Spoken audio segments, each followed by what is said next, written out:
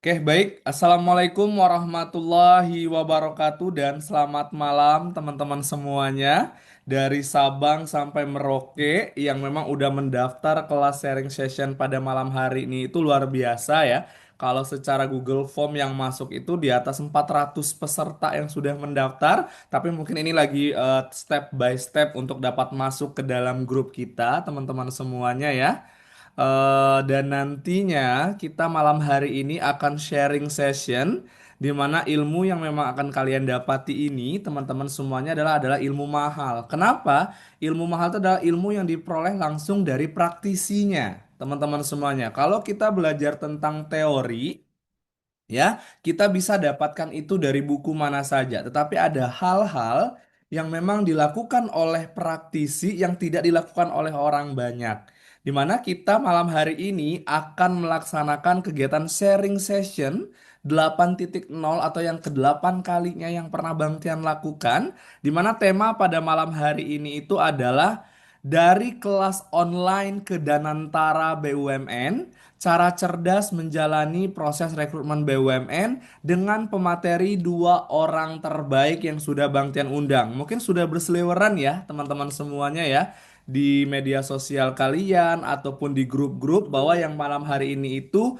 adalah dua orang. Dan Bang Tian tekankan sekali lagi jangan lihat perusahaannya karena memang malam hari ini Bang Tian yang akan bawa adalah dari Pertamina Group dan juga Mind ID Group. Tetapi ada pertanyaan Bang, kalau PLN gimana, PTPN gimana? Karena ini adalah jalurnya adalah rekrutmen bersama yang kita ambil intinya bukan perusahaannya, tetapi bagaimana tahapan yang berhasil mereka lakukan, strategi apa yang mereka lakukan, jatuh bangun seperti apa yang mereka lakukan. Karena untuk mencapai posisi sekarang dua pemateri ini tuh tidaklah gampang.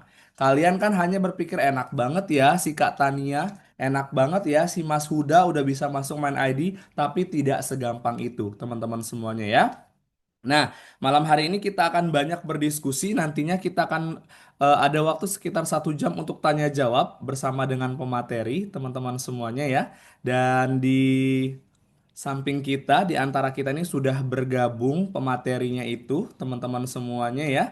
Dan kita akan coba sematkan admin, tolong langsung disematkan tiga pemateri ini. Karena malam hari ini adalah sharing session, jadi Bang Tian nggak mau tegang-tegang. Dan Bang Tian harapkan ya banyak diskusi nanti yang kita akan diskusikan kepada pemateri-pemateri ini. Boleh? Admin Kak Ayu dan Bang Madi, tolong disematkan Kak Tania dan juga Kak Huda. Gitu ya. Oke Bang Tian. Ya. Mungkin Kak Tania boleh buka ini dulu. Iya, Apa? wah, Masya Allah. Ini kok malah jadi kayak senior Ika ya, segitu. Semuanya kok bilang gitu ya, Mas? Iya kan? Mirip banget gitu. Oke. Dan selamat malam Mas Huda. Apa kabar? Malam Bang Rian, malam Kak Tania. Aman-aman. Halo, Iya. Mas. Salam kenal. Iya, nah ini cocok banget nih. Ada komen yang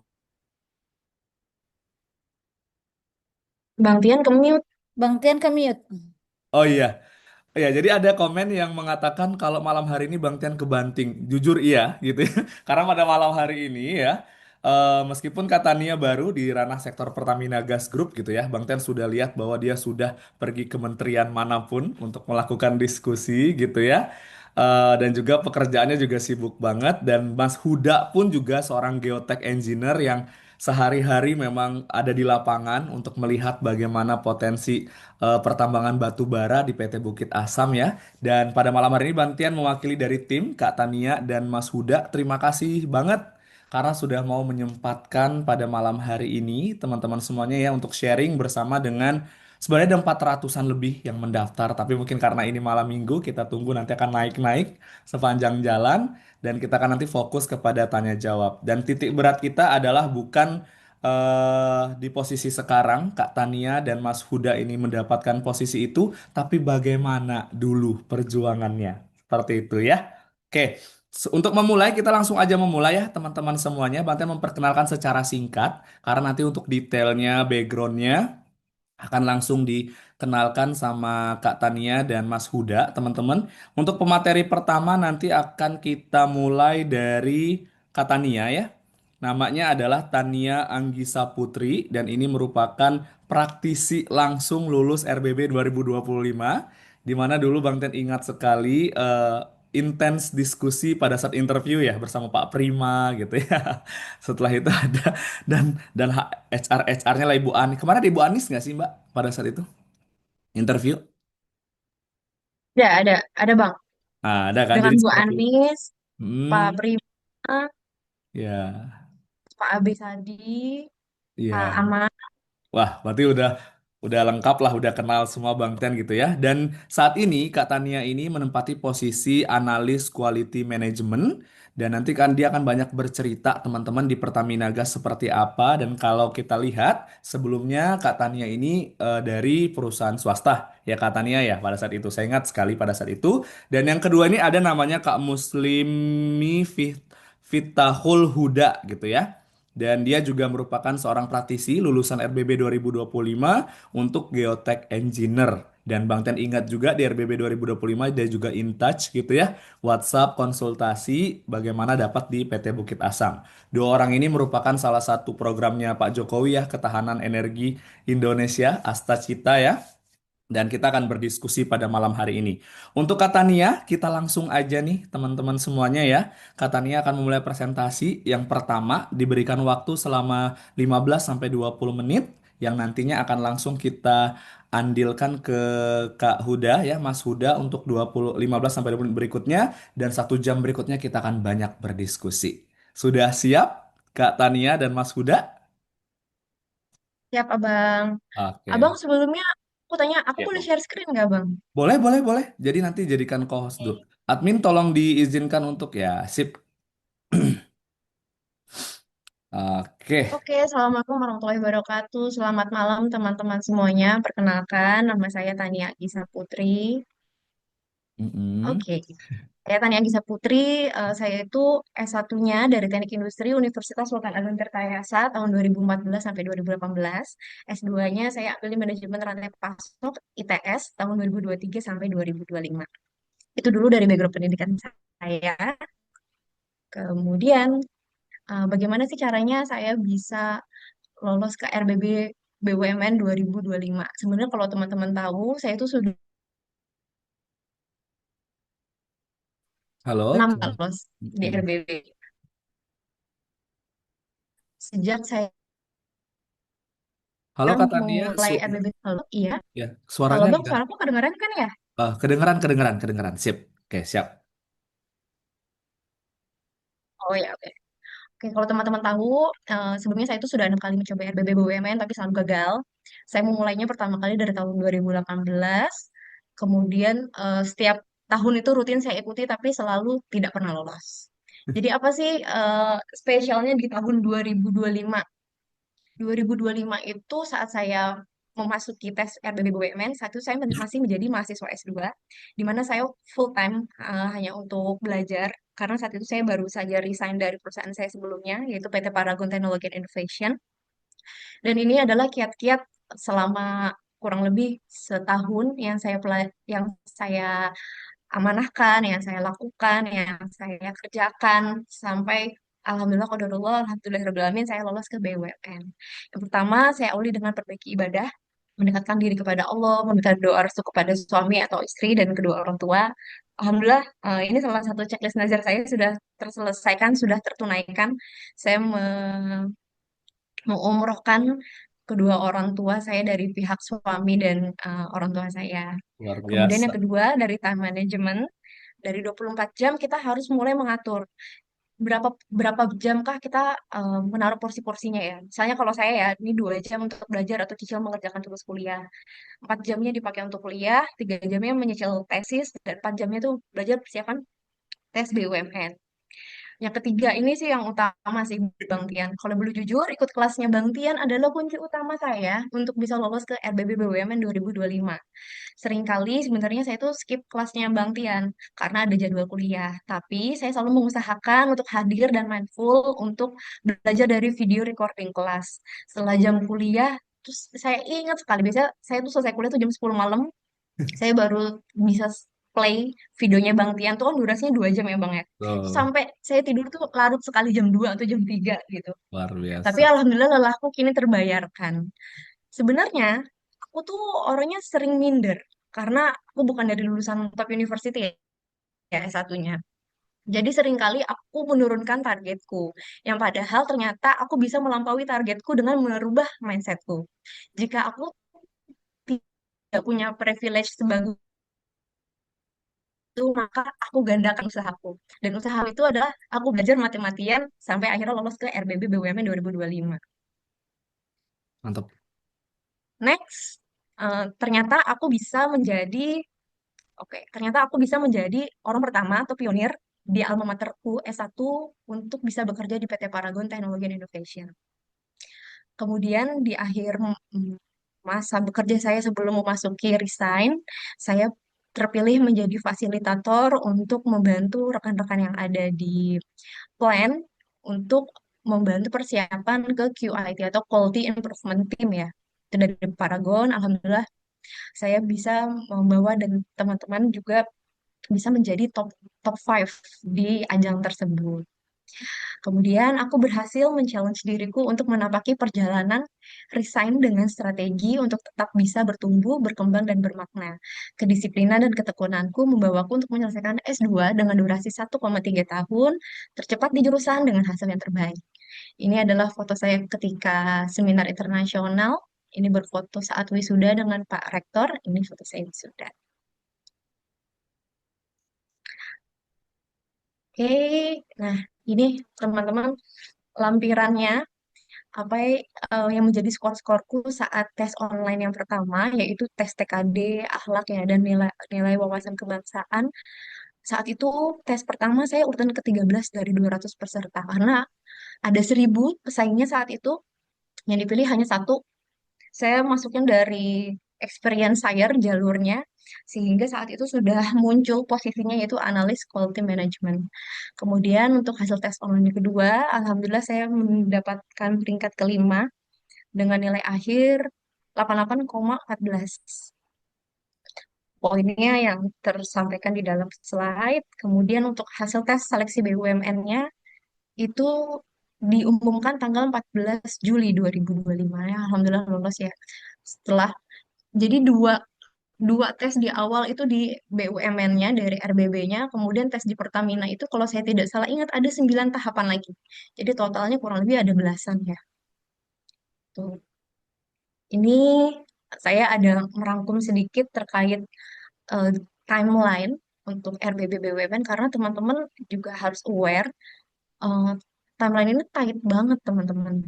Jadi aku tuh mulai di akhir April untuk tes SKD awal, kemudian jeda 1 bulan masuk ke tahap kedua RBB BUMN yaitu Bahasa Inggris dan Learning Agility.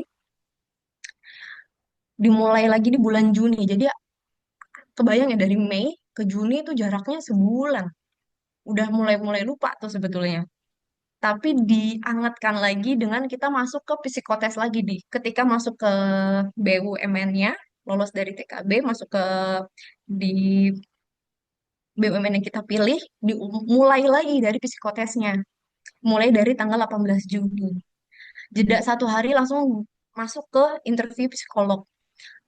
Uniknya ya teman-teman, ya memang ini saya meyakini adalah ini memang sudah jalannya Allah ya, mungkin dari buah kesabaran saya, karena saat saya resign itu saya baru punya baby, jadi saya memang me- memutuskan untuk resign karena mau menjaga anak saya dan kesabaran, karena saat itu saya dengan suami dan baby saya tuh tinggal di tempat yang sangat jauh, jauh dengan keluarga gitu ya. Jadi saya sih merasa memang sepanjang jalannya ini tuh saling timelinenya sangat padat, tapi entah bagaimana ceritanya, memang kuasanya Allah gitu ya. Semuanya disusun sedemikian rupa sehingga tidak ada yang berbentrokan. Jadi kalau teman-teman aku kasih tahu ya, ini interview psikologi tanggal 20 Juni. 21-nya saya ke Surabaya karena harus sidang tesis, 22-nya saya sidang tesis. Kebayang ya, saya jadi bolak-balik, ada yang ke Jakarta, ada yang ke Surabaya, cuman libur 2 hari, masuk lagi ke MCU gitu. Jadi bener-bener, wow, kalau bukan karena kuasa Allah, nggak mungkin sih bisa serapih ini gitu loh. Dimana sepanjang Juni ini ya saya juga bolak-balik ke Surabaya karena harus ambil data, perbaiki bab 4, perbaiki bab 5 dan lain sebagainya ya. Kemudian di tanggal 26 Juninya masuk ke interview user. Ini adalah interview yang sangat kepake banget kiat-kiat dari Bang Tian. Entah kenapa ya Bang Tian, video kelasnya Bang Tian interview tuh bahkan sampai sekarang tuh masih aku simpan di Masya laptopku Allah, terima karena kasih. semuanya isinya daging, semua isinya daging. Bang Tian kalau aku boleh impersonate lagi ya, Iya, bahkan ketika aku interview tuh Pak Prima, maaf teman-teman, Pak Prima itu VP Q iya, HSSE saat itu di PT Pertamina Gas, dan Bang Tian, sorry, dan Pak Prima tuh sampai ngangguk-ngangguk gitu. Seperti yes. puas banget dengan jawaban saya Mantap. gitu. Dan kalau Bang Tian ingat, setiap kelas tuh aku selalu ini Bang, chat di Zoom, Bang Tian, Betul, karena aku bener ya, Bang Tian tolong dong, aku kan lagi nggak kerja nih, kira-kira kalau aku ambil experience hire tuh bisa lolos nggak sih Bang gitu. betul. Selalu aku tanya kayak gitu, terus Bang Tian jawabnya langsung di video, sorry Bang, di Voice note. percakapan itu ya, di Iya, kelasnya, Bang Tian langsung jawab, nggak apa-apa, kamu nggak usah minder selama kamu resign mengisi dengan hal-hal yang berguna ya, bisa nambah value kamu, nggak apa-apa, terusin aja gitu. Yang penting betul. ketika interview adalah kamu harus bisa jual diri kamu dengan kemampuan yang Betul. kamu bisa, and that's itu yang aku lakuin. Nggak lagi Betul. aku minder, nggak lagi aku kepikiran banyak hal gitu ya. Udah, aku lakukan aja, ini yang terbaik, tinggal Allah do the rest. Dan salah satu Untuk informasi juga nih katanya ya. Katanya ini merupakan salah satu peserta tercerewet karena banyak banget WhatsApp yang masuk berkali-kali ya, teman-teman semuanya gitu ya. Dan tapi nggak apa-apa, abang terus melayani apapun pertanyaannya sampai benar, berhasil gitu. Luar biasa. benar bang. Sorry sorry ya bang, kebanyakan bawel ya waktu itu ya. Nggak apa-apa gitu loh. Oke, Bang, aku lupa pas MCU teman-teman, lebih baik ketika MCU kita sudah ambil MCU sendiri, itu juga saya ngikutin banget kiat-kiat memasuki MCU dari kelasnya Bang Tian, saya ambil MCU sendiri, saya sudah tahu apa-apa saja yang harus diperbaiki, meskipun waktunya telat, tapi setidaknya saya sudah punya pegangan, gitu. Oh, berarti kolesterolku ini bagus nih. Insya Allah nanti ketika aku MCU, nggak akan melenceng jauh lah, selagi aku masih tetap jaga makan itu. Jadi ketika di Surabaya tanggal 22 saya langsung ambil MCU tuh Bang Tian. Wis. Sampai bener jadwalnya di 25, jelang hanya jeda 2 hari. Kemudian di tanggal 26-nya interview user, pengumuman akhirnya di tanggal 14 Juli 2025. Itu aja Bang Tian, strategi dari aku. Oke, siap. Terima kasih Kak Tania. Sebelum kita balik ke Mas Huda, boleh sematkan Bang Tian sama Kak Tania nih. Tapi jujur kamu malah mirip senior Ika banget loh.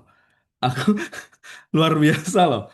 Dan dia tuh memang perempuan yang fighting tangguh sekali. Jadi teman-teman beberapa item yang memang Bang Tian tekankan kepada kalian semua ya. Ada 150-an orang yang ada di grup ini gitu ya. Yang pertama, Kak Tania itu memilih resign. Jadi dia dalam kondisi dia tuh masa idah ya, kosong lah gitu pada saat itu teman-teman semuanya. Dia nggak kerja, dia nggak apa, tapi dia bisa. Itu yang pertama. Dan yang kedua, teman-teman semuanya, dia bukan dari universitas top Indonesia, ya. Karena banyak banget katanya yang bilang, Kak aku dari swasta, tapi aku nggak bisa. Tapi mantan terus meyakinkan bahwa yang dilihat bukan kampusmu, tapi kualitas dan isi otakmu, akhlakmu, attitude-mu gitu loh ya. Kalau kita bandingkan banyak anak ITB, banyak lulusan luar negeri. Kenapa Kak Tania? Berarti Kak Tania adalah limited edition. Cuman ada Tania satu di posisi itu yang memang diterima oleh Pak VP ya Pak Prima. Karena Bang Tian udah lama tuh kenal Pak Prima ya. Namanya orang quality management ya. Jadi Kak Tania ini in charge di dunia ini teman-teman kayak continuous improvement program, dokumen-dokumen SOP, STK yang memang dia harus melihat aturan-aturan kerja setiap departemen lah itu memang kuncinya itu di Katania dan dia luar biasa sekali teman-teman semuanya. Nanti kita akan banyak berbicara Katania akan banyak tanya jawab langsung bersama Kak Huda nanti. Kita akan coba langsung aja ke Mas Huda ya Katania ya. Terima kasih banget. Mohon ditunggu dulu sebentar sekitar 15 sampai 20 menit. Sekarang kita lanjutkan ke Mas Huda. Mas Huda sudah siap? Ini kalau kita berpindah ya, kalau Kak Tania tuh orangnya powerful, kalau Kak Huda nih lebih kalem gitu ya. Yang namanya orang-orang Ya engineer bang, ya. Tapi kita akan coba diskusi. leading share bang. Boleh, boleh, siap. Dan terakhir Bang Ten masih nge-save nih chatannya Mas Huda dulu ya pada saat mau interview gitu ya, pada saat mau apa tuh dia juga masih bertanya-tanya juga teman-teman. Silakan Mas Huda, Bang Ten persilapkan. Oke, udah masuk, Bang. Sudah, sebentar. Yuk. Oke, Assalamualaikum warahmatullahi wabarakatuh. Selamat malam, Waalaikumsalam. teman-teman. Bang Dian, saya apresiasi dulu teman-teman yang udah hadir di sini, udah ada semangat. Semoga nanti yang saya sampaikan ini memberikan gambaran buat teman-teman yang ingin tes RBB dan Nantara ya nanti. Oke, untuk background saya itu Teknik Geologi UGM, angkatan 2019. Sebelumnya juga bekerja di Kalimantan Prima Persada, salah satu anak usahanya Astra, menjadi GL produksi di Kalimantan Utara. Kemudian lanjut saja teman-teman. Ini proses saya untuk seleksi RBB BUMN di 2025. Pertama itu tentu kita daftar dulu ya teman-teman. Secara administrasi kita harus lengkap, dari CV, ijazah, transkrip, terus KTP, KK, terus teman-teman kalau ada sertifikat pendukung, TOEFL, surat kesehatan maupun SKCK. Untuk timelinenya sendiri itu di Maret 2025 teman-teman. Jadi diusahakan untuk CV itu juga yang terupdate. Dan yang terpenting itu di awal-awal, seminggu atau 2 minggu, teman-teman survei dulu apa perusahaan yang ingin didaftar. Posisinya juga sesuaikan dengan jurusan teman-teman. Karena biasanya itu sangat strict ya, jurusan tersebut di posisi tersebut begitu. Untuk posisi saya sendiri itu di exploration, waktu itu ada lowongan di Antam dan juga Bukit Asam, tapi saya lebih memilih untuk di Bukit Asam karena mempertimbangkan kuotanya juga teman-teman. Karena di 1:1000 ini, di Bukit Asam ini kuotanya 5, sedangkan di Antam cuma 1. Juga pertimbangkan statusnya teman-teman, apakah kontrak ataupun pegawai tetap nantinya. Kemudian lanjut ke tes TKD. Apa saja sih yang di tes TKD itu ada verbal reasoning, numerical sequence, word classification, dan juga diagram reasoning kurang lebih. Di situ timelinenya 19 April 2025, jadi cukup lama sebenarnya timelinenya. Overall itu 1 bulan antara satu tahap dengan tahap lainnya. Di hasil online 1 ini, di TKD, akhlak, dan TWK, saya dapat nilai TKD 84, akhlak 91, dan TWK 70. Nah, pada 2025 ini TWK emang mengancam sekali, banyak yang under 50 ya Bang Dian. Betul, betul banget. Jadi harus memperhatikan passing grade. Banyak sekali yang TKD-nya tinggi, akhlak tinggi, tapi jeblok di TWK-nya, akhirnya nggak lulus. Saya menempati di nomor 48 dari 1.000 peserta. Setelah itu, kemudian lanjut ke TBI, teman-teman. Untuk materinya sendiri kurang lebih kayak TOEFL sih. Sentence completion, kemudian error recognition, structure, dan juga dialog. Untuk tahun 2025, kayaknya itu relatif lebih mudah daripada tahun-tahun sebelumnya, 2023 atau 2022.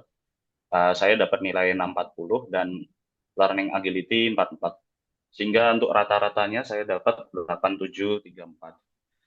Jadi dari kuota 5.000, untuk di seleksi pertama itu diambil 1.000 orang, kemudian di TBI dan learning agility diambil 50 orang. Kemudian selanjutnya pengumuman TKB di 20 Mei 2025.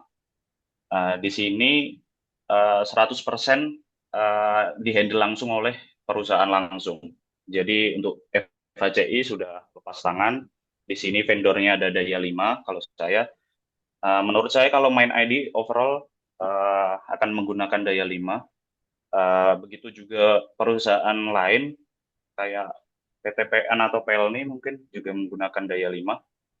Di sini Pertamina juga setidaknya ada, menggunakan daya 5 sih. Pertamina iya Bang juga daya Dian. 5, Jadi betul. bisa buat benchmark ya buat Betul. teman-teman. Tipe-tipe soalnya itu nanti sama mungkin. Ada online psikometrik 1 dan 2, itu 2 hari. Namun kita ada waktu pengerjaan 4 jam, itu bisa milih. Jadi yang di kanan atas itu ada core, dive, dan juga motivation. Itu nanti teman-teman bisa mengerjakan satu persatu, sesiapnya aja. Kemudian juga ada LGD dan juga interview psikolog. Di sini untuk case-nya Bukit Asam itu sebelum LGD kita diberi case study dulu. Semacam 3 sampai 4 halaman kasus. Kalau nggak salah itu saya kasusnya perusahaan minyak dan gas yang ingin ekspansi begitu. Jadi teman-teman harus melakukan problem solving 3 sampai 5 pertanyaan, baik dari mulai eksplorasi, kemudian pemasarannya bagaimana, terus keselamatan pertambangannya hingga sumber daya manusianya. Waktunya itu 1 jam, kemudian dilanjut LGD. Di situ teman-teman akan bertemu dari posisi yang lain, baik itu dari human capital, teknik elektro, mesin, dan lain-lain. Di situ dinilai ya teman-teman apakah dapat berdiskusi dengan baik, apakah overaktif atau pendiam, apakah idenya cemerlang atau tidak, dinilai di situ. Setelah itu langsung dilanjut dengan interview psikolog. Jadi untuk Bukit Asam ini di online psikometrik, case study, LGD, dan interview psikolog ini 50 peserta tadi ikut semua di rangkaian tersebut. Kemudian dari 50 peserta diambil 15 orang untuk lanjut ke panel interview, MCU, dan juga background check ya Bang. Betul. Di situ untuk panel interview, kita juga dikasih case 1 hari sebelum panel interview. Jadi waktu itu saya masih di set, kemudian panel interviewnya itu di Jakarta, jadi harus offline ke Jakarta, sekalian MCU-nya juga. Di situ bertemu dengan departemen head yang membawahi kita nantinya, pihak Daya 5, juga dari SDM-nya Bukit Asam. Kemudian, apa sih tips and tricks-nya? Yang pertama, kalau menurut saya niat dan motivasi teman-teman. Kayak Kak Tania tadi kan bahkan berani resign, terus sedang ada mengurus masa Baby. idahnya, Iya, betul. ya babynya. Nah, di sini kalian netepin dulu karena akan mempengaruhi effort teman-teman ke depannya begitu. Saya sebelumnya juga di dunia pertambangan jadi GL produksi, ada shift siang, shift malam, full lapangan, panas, terus hitam juga. Mungkin nanti teman-teman ada juga yang mau salary yang lebih, benefit yang lebih, yang fresh graduate maupun experience. Jadi mantapkan niat dan motivasinya dulu. Kemudian time management, atur untuk fresh graduate tentu seharusnya memiliki waktu luang yang banyak. Namun juga saingan kalian itu banyak yang experience. Di Bukit Asam ini lowongan yang dibuka fresh graduate, tapi banyak sekali yang udah experience 2 sampai 5 tahun tetap daftar. Jadi tentu dari segi pengalaman nanti menjadi pertimbangan sendiri, khususnya waktu interview panel, maka kalian harus belajar dari awal begitu time managementnya. Belajar ubah kebiasaan, misal sosial media, mulai diubah kebiasaannya, yang scroll-scroll hiburan, mulai sukailah yang kayak tutor-tutornya Bang Tian kah atau bimbel lain, atau jadi BUMN, soal-soal untuk pembiasaan aja, tipe-tipe soal yang akan keluar. Kemudian juga munculkan rasa penasaran kalian dari awal, mulai dari baca-baca profil perusahaannya, kemudian research lah, kepo LinkedIn orang-orang yang bekerja di dalamnya. Nah, nanti kalian ada gambaran sendiri yang mengenai posisi tersebut. Terus untuk LGD, interview psikolog, interview panel, buat yang introvert, pendiam, kurang berani, grogian, cobalah mirror interview. Nanti kalian bisa evaluasi sendiri. Kemudian untuk MCU, tentu olahraga dikit-dikit dan juga jaga pola makan. Terakhir, realistis aja sih teman-teman. Jangan berharap banyak, tapi juga jangan takut gagal, berdoa, karena setiap usaha teman-teman pasti akan ada hikmahnya, ada hasilnya. karena saya selain RBB BUMN juga mendaftar banyak perusahaan, bahkan pernah lintas jurusan. Kalau Kak Tania pernah bekerja di Paragon, saya gagal di Paragon, Wih, kemudian di UT, di PAMA, kemudian yang lain-lain. Jadi nanti rezeki itu pasti ada untuk teman-teman sekalian. Kemudian ini setelah lulus, apa aja aktivitasnya, tentu ada onboardingnya, kemudian selayaknya BUMN ada Bintang Fisdis di Sriwijaya, kalau saya Rindam di Sumatera Selatan, kemudian ada Impras Training, kemudian ada juga rotasi departemen. Saya departemennya eksplorasi, tapi belajar sebulan di departemen mining dan juga departemen reporting begitu. Ada juga tim building dari perusahaan dan juga OJT. Mungkin itu sekian dari saya, Bang Tian dan teman-teman. Nanti kita bisa diskusi lebih lanjut. oh. Kalau ada pertanyaan nanti juga bisa connect saya di LinkedIn maupun Instagram begitu. Terima kasih. Luar biasa ya, nggak tahu kenapa ya, dari Kak Tania ke Mas Huda tuh Bang Tian merinding terus teman-teman semuanya ya. Ada beberapa catatan yang kan mungkin Bang Tian tekankan kepada kalian semua teman-teman ya, 175 orang yang ada di grup ini. Kalau kalian lihat ya, baik Kak Tania Mas Huda, lulus mereka itu bukan lulus nomor satu loh peringkatnya ya. Yang pertama Mas Huda urutan ke-48. Sedangkan Kak Tania tadi kalau nggak salah urutan ke-13. Nah, kita kan nanya, kemana 43 orang yang lain? 47 orang yang lain di atas Mas Huda gitu ya. Kemana 12 orang lain di atasnya Kak Tania, teman-teman semuanya? Itulah seni dalam RBB. RBB itu ada dua pintu. Pintu yang pertama itu adalah TKD. Ya, TKD, Akhlak, dan TWK. Yang kedua TBI dan Learning Agility. Nah, itu teman-teman yang dinilai knowledge banget. Otak dulu tuh yang memang diasah.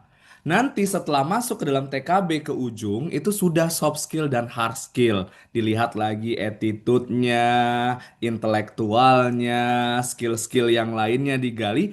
Berarti dikatakan teman-teman semuanya Mas Huda ini mempunyai suatu hal yang tidak dimiliki oleh 47 orang yang lain.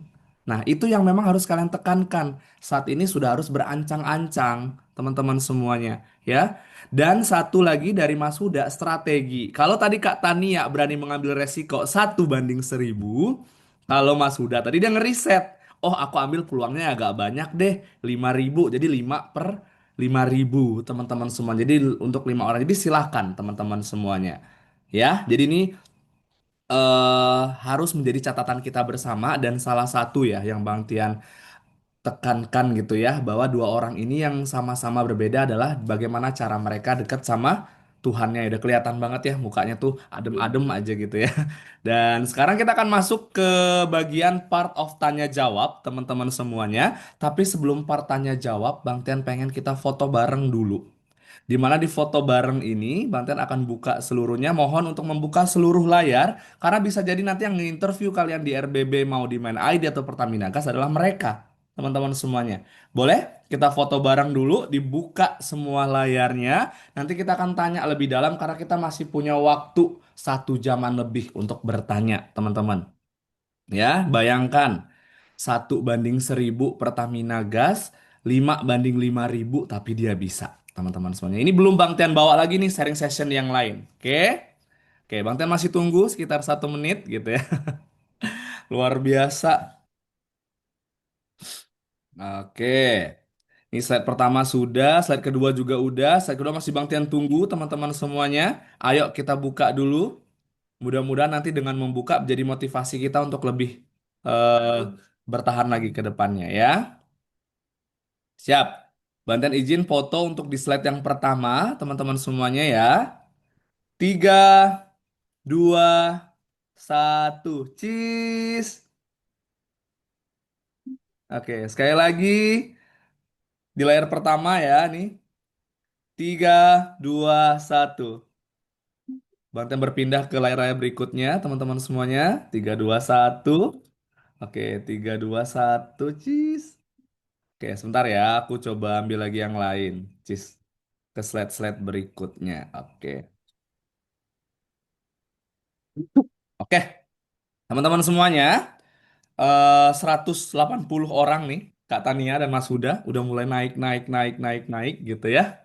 Kita akan buka 3 sesi pertama, ya. Bang Tian juga izin untuk membawa catatan karena takutnya Bang Tian terlupa pertanyaannya. Dan kalau bisa, nanti satu orang akan aku tujuin sama satu orang ya, karena dua pemateri kita ini sama-sama dominan gitu ya. Jadi jawabannya juga bisa menginspirasi kalian. Oke, yang pertama nanti akan ada Kak Fadila Mutia, yang kedua ada Kak Taufik Karnegi, satu orang lagi bisa raise hand. Yang mau bertanya silahkan. Malam hari ini kalian Bang Tian kasih kesempatan. Oke, Kak Rifki Hidayat, boleh? Kak Fadila, Kak Rifki Hidayat, sama satu tadi jangan diturunkan dulu Kak. Nah, Kak Taufik Karnegi, tolong jadi satu sematan bersama ke 6 orang berarti ya, admin ya. Tolong admin. Ya, siap. Jangan jangan malu bertanya ya teman-teman semuanya. Dan kalau bisa yang ditanyakan itu nantinya hal-hal teknis ataupun nanti seperti itu ya. Untuk pertanyaan-pertanyaan MCU nanti Banten bisa jawab. 09 11 20. Oke. Banten noted. Oke. Bang Tian masukkan dulu. Oke, siap. Oke, sudah masuk ya. Ini sudah disematkan. Ada Kak Fadilah Mutia, ada Kak Rifki, sama Kak satu lagi tadi Kak Teki ya kalau nggak salah ya. Sebentar. Belum ini Bang, belum buka kamera. Kak Teki bisa buka kamera? Sebentar. Oke. Oke, sambil kita menunggu, kita akan coba minta Kak Fadilah Mutia bertanya langsung kepada dua pemateri kita. Oke, terima kasih Bang Tian untuk kesempatannya. Terima kasih untuk Kak Tania, untuk Bang Huda yang udah ngasih materi oh, luar biasa banget. Jadi nggak salah kakak abang keduanya lulus tahun lalu. Karena aku juga pejuang tahun lalu gitu. Cuma belum rezekinya. Tapi aku ngelihat, oh dari kalian emang pantas sih lulus gitu. Ternyata effortku emang masih jauh gitu. Nah, jadi aku pengen nanya pertama ke Kak Tania. Tadi kan Kak Tania bilang kalau luruskan niat gitu dan perbaiki ibadah gitu. Dan aku juga ngerasain hal itu juga. Jadi kayak jatuhnya cari perhatian Allah tuh buat ada maunya sebenarnya niatan awalnya gitu kan. Ngambil apa sih ngelaksanain amalan sunnah lagi dan lain-lain gitu. Nah, Kakak tadi kan Kakak bilang ada tuh porsi pembagian waktu kuliahnya, ngerjain tugas kuliah, terus porsi waktu cicil tesis sama belajar di RBB. Dan itu menurutku tadi porsi buat belajar RBB kan 4 jam yang paling banyak di antara yang lain-lain gitu. Nah, Kak, itu kan aku tahu banget tuh pasti burn out. Belum lagi tadi tahunya di spill juga lagi eh, apa sih ada baby juga gitu. Nah, gimana dari kakak itu untuk biar mempertahankan motivasinya gitu, kayak eh, apalagi pasti nggak mudah sih jadi ibu baru juga gitu kan, dan itu porsi belajarnya aku hitung-hitung 13 jam dari 24 jam gitu kan, kayak hampir setengah hari dari waktu kakak itu buat belajar gitu. Mungkin ngatasin burnout-nya sih gitu. Apakah ada hari untuk kakak jeda atau ngambil hari buat uh, me time atau gimana gitu. Mungkin itu aja untuk Kak Nia. Kalau untuk Bang Huda yang menarik banget, karena kegagalan aku kemarin kan di TBI, karena ternyata skorku nggak begitu. Jadi ranking aku tuh turun banget dari yang eh, di 20 besar di awal terus jatuh ke 600-an di TBI gitu. Dan learning agility-nya juga aku kaget gitu karena kan agak beda kemarin kan yang Bang Dian gitu. eh itu kan sebenarnya TBI kemarin sebenarnya mudah, tapi nggak tahu kenapa justru skor aku juga nggak apa gitu kan. Nah, kalau Bang Huda bilang itu mirip TOEFL, apakah dari Bang Huda ada cara tersendiri buat belajar TOEFL-nya gitu? Karena aku sendiri sebenarnya basic eh, bahasa Inggrisnya juga mungkin bisa dibilang masih pemula gitu. Jadi sebenarnya skor aku tuh sebenarnya aslinya mentok di 460-an. Cuman kemarin di TBI dapat 517 dan itu pun kayak yang nggak bisa bersaing gitu. Apakah Bang Huda ada saran tersendiri gitu untuk strategi TOEFL atau emang mungkin Bang Hudanya udah di level intermediate barangkali bahasa Inggris gitu. Dan yang kedua untuk Bang Huda, aku sempat nengok IG-nya barusan dan aku ngelihat beberapa kesamaan. Ternyata kalau orang lagi proses oprek itu pada narik feed ya, kayaknya feednya pada kosong. Mm. Itu apakah benar kayak ada pengaruh untuk cari aman kita nggak perlu share di IG terutama gitu, tapi lebih kayak professional look aja gitu atau gimana? Dan aku nengok kan abang juga ada apa sih postingan ulang yang kayak kritikan ke DPR. Nah itu ditanyakah di interview kemarin, interview user kayak kan kita kayak jadinya seolah kan secara nggak langsung, secara soft protes lah gitu kan dengan kita repost itu gitu kan. Apakah itu baiknya dihilangkan saja atau gimana? Karena kan sepanjang 2025 kemarin sampai 2026 ini kan banyak banget tuh yang isu-isu yang terjadi gitu. Dan terus tadi satu lagi ya Bang Huda mungkin tiga untuk LinkedIn eh apa ya? Apakah kita harus engage juga ke orang-orang yang bekerja di perusahaan impian kayak yang Abang bilang tadi atau cuma sekedar ngepoin mereka, oh ternyata mereka gini ya experience-nya. Oh, ternyata ini ya penunjang mereka. Nah, mungkin aku minta tiga itu aja dari Bang Huda. Agak banyak dari Kak Tania. Makasih, Bang Tian. Oke, siap. Kita coba jawab dulu ya buat Kak Tania. Kata Nia kan tadi ada banyak ya waktu belajarnya 13 jam dalam satu hari gitu kan ya. Itu gimana sih dari Kata Nia tuh ngatasi kalau moodnya jelek atau seperti apa dan strateginya seperti apa. Apalagi kan ada baby juga. Boleh tuh sharing-sharing gimana tuh? Oke, selamat malam Kak Fadila Mutia. Makasih loh pertanyaannya. Jadi Kak, waktu aku ikut tes RBB BUMN, aku tuh full time student karena sambil ngambil S2. Tapi memang saat itu aku sudah punya baby usianya saat itu 9 bulanan Kak. Kenapa aku banyak banget jam belajarnya? Karena Kak, sebelumnya aku tuh sudah terbiasa bekerja ya. Dan ketika aku resign, itu wow, ternyata aku bener-bener kehilangan jati diriku. Yang biasanya aku ada discuss dengan teman, ini nggak ada. Yang biasanya aku sudah punya rutinitas untuk bangun pagi, kemudian aku akan melakukan get ready untuk berangkat kerja gitu ya, Bang. Ya, seperti biasanya kita bekerja lah ya. Tapi ketika 2025 itu hilang karena aku tidak bekerja gitu. Jadi aku selalu menganggap kalau masaku belajar itu adalah masa di mana aku tetap bisa menggunakan otakku untuk tetap berdaya gitu. Itu yang pertama. Jadi aku suka banget Kak belajar. Aku suka banget kuliah.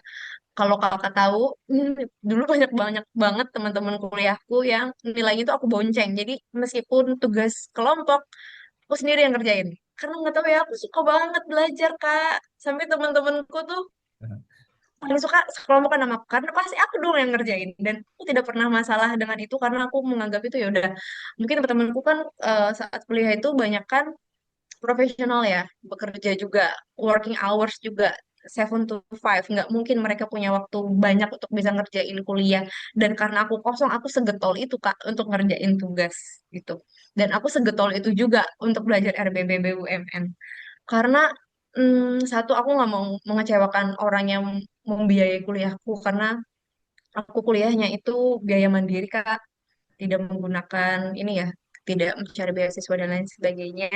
Itu memang adalah kompromi kami keluarga yang sudah akhirnya karena aku kehilangan diriku banget, dicarilah wadah lain agar aku tetap bisa berkembang kan begitu ya. Dimana ending akhirnya sama-sama kita pengen, nah aku juga pengen bisa kembali lagi bekerja gitu dengan value yang aku punya. 2 tahun itu Kak gap year ya dari 2023 sampai baru kembali kerja 2025. Alhamdulillahnya memang betul aku tidak kehilangan value itu. Aku tetap bisa mendapatkan value saat aku sedang tidak bekerja. Bagaimana caranya aku mengatasi burnout-nya? Satu, aku suka banget nonton Kak, kenali dirimu sendiri, carilah jalanmu sendiri untuk solve boring, solve moodmu yang lagi swing gitu. Aku selalu suka nonton aku suka beli jajan bus, jus gitu ya. Jus and nonton menurutku adalah perpaduan yang bagus untuk meningkatkan lagi moodku. Jadi kenali dirimu sendiri. Kalau kamu capek, bilang aja capek.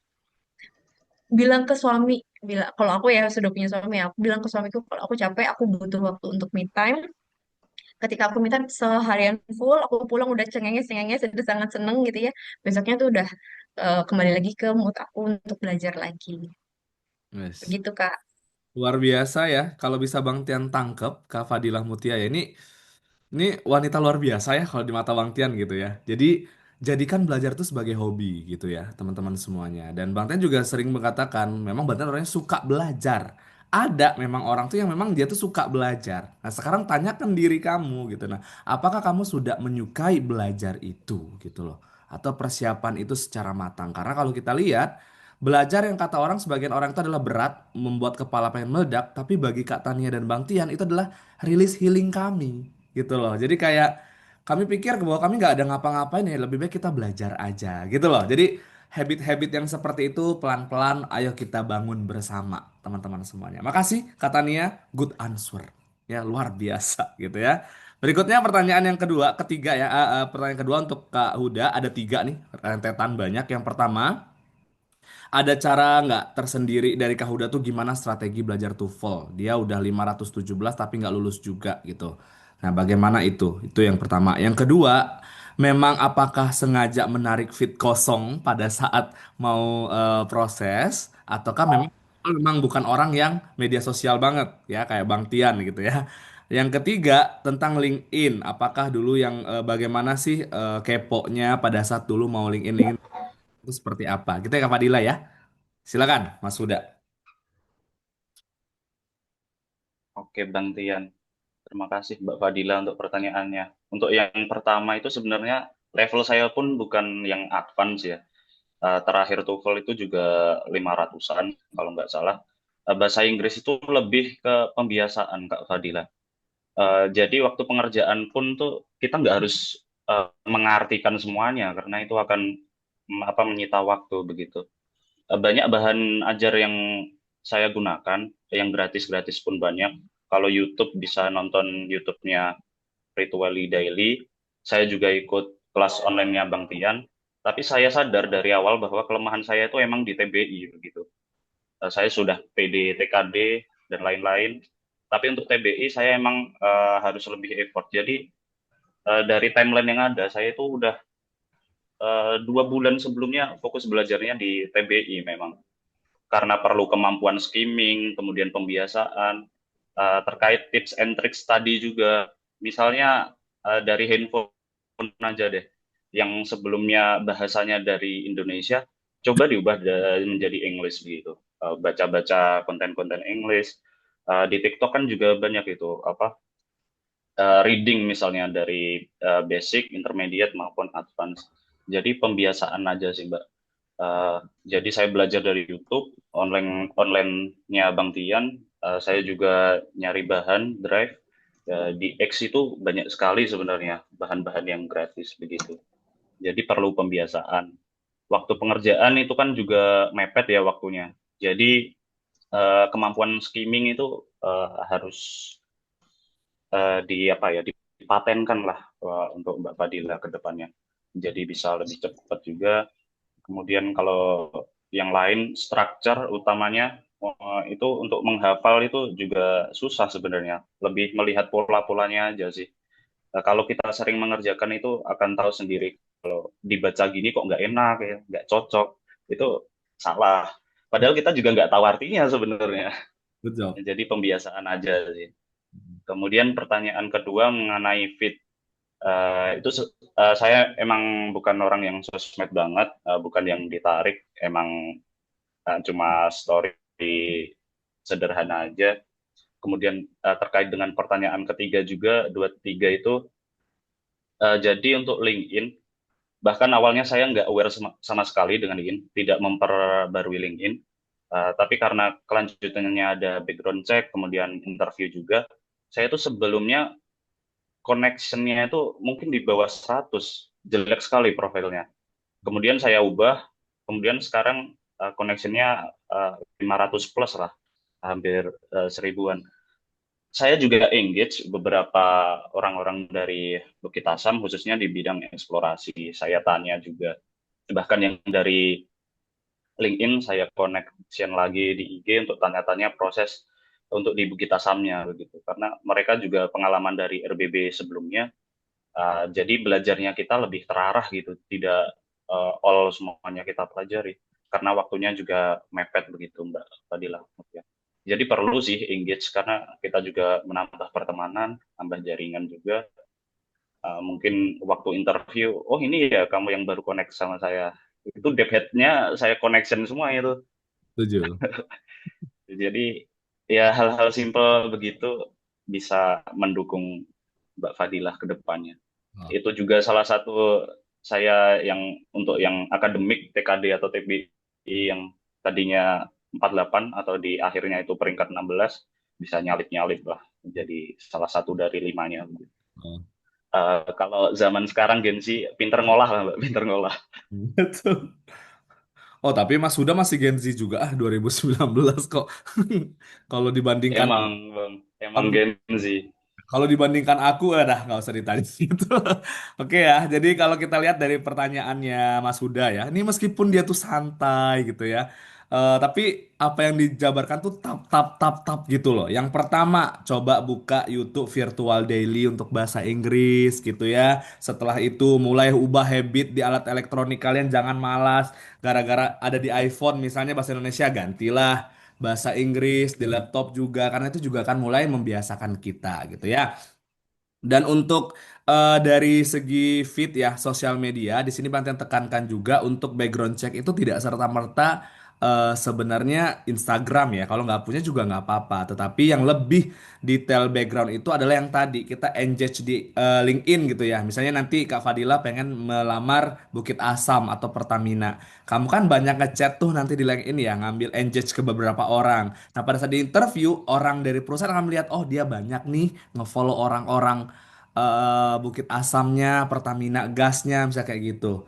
Kita lihat nanti gitu, baru kamu punya koneksi ya, udah pernah nanya-nanya juga, pernah Bu gitu. Jadi bisa juga nanti kita olah bagaimana cara menjawab di interview. Gitu Kak Fadila ya.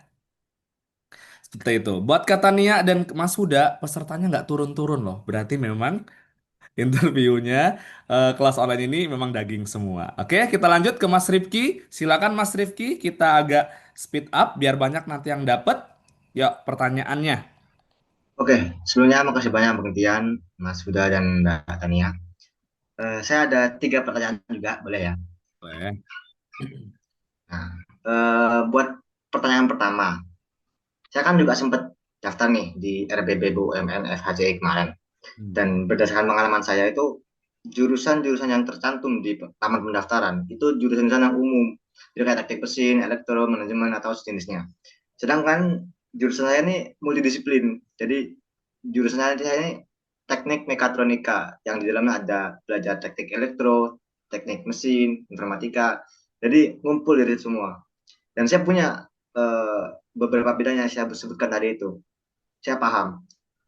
Kemudian kira-kira gimana cara terbaik buat nentuin perusahaan yang paling sesuai dengan latar belakang jurusan saya. Mm-mm. Terus pertanyaan kedua, kira-kira apa alasan utama buat milih BUMN? Dan apa perbandingan yang paling terasa dibandingkan dengan kerjaan di bidang swasta kayak Mbak Tania tadi, Paragon, itu kan juga perusahaan top tuh. Betul. Nah, terus pertanyaan ketiga, gimana cara kita stalking perusahaan yang kita incar? Dan apa aja potensial posisi yang bakal dibuka dan jalur apa aja yang bakal dibuka? Contohnya nih, saya ngincer eh, Bukit Asam dengan jurusan saya yang teknik mekatronika. Kira-kira teknik mekatronika ini bakal fit di posisi apa aja sih di Bukit Asam? Kira-kira seberapa besar sih peluang posisi itu bakal dibuka di RBB? Itu Hmm. kita bisa stalking buat mana ya? Oke. Itu aja sih, Mas. Mbak, terima kasih banyak. Luar biasa nih.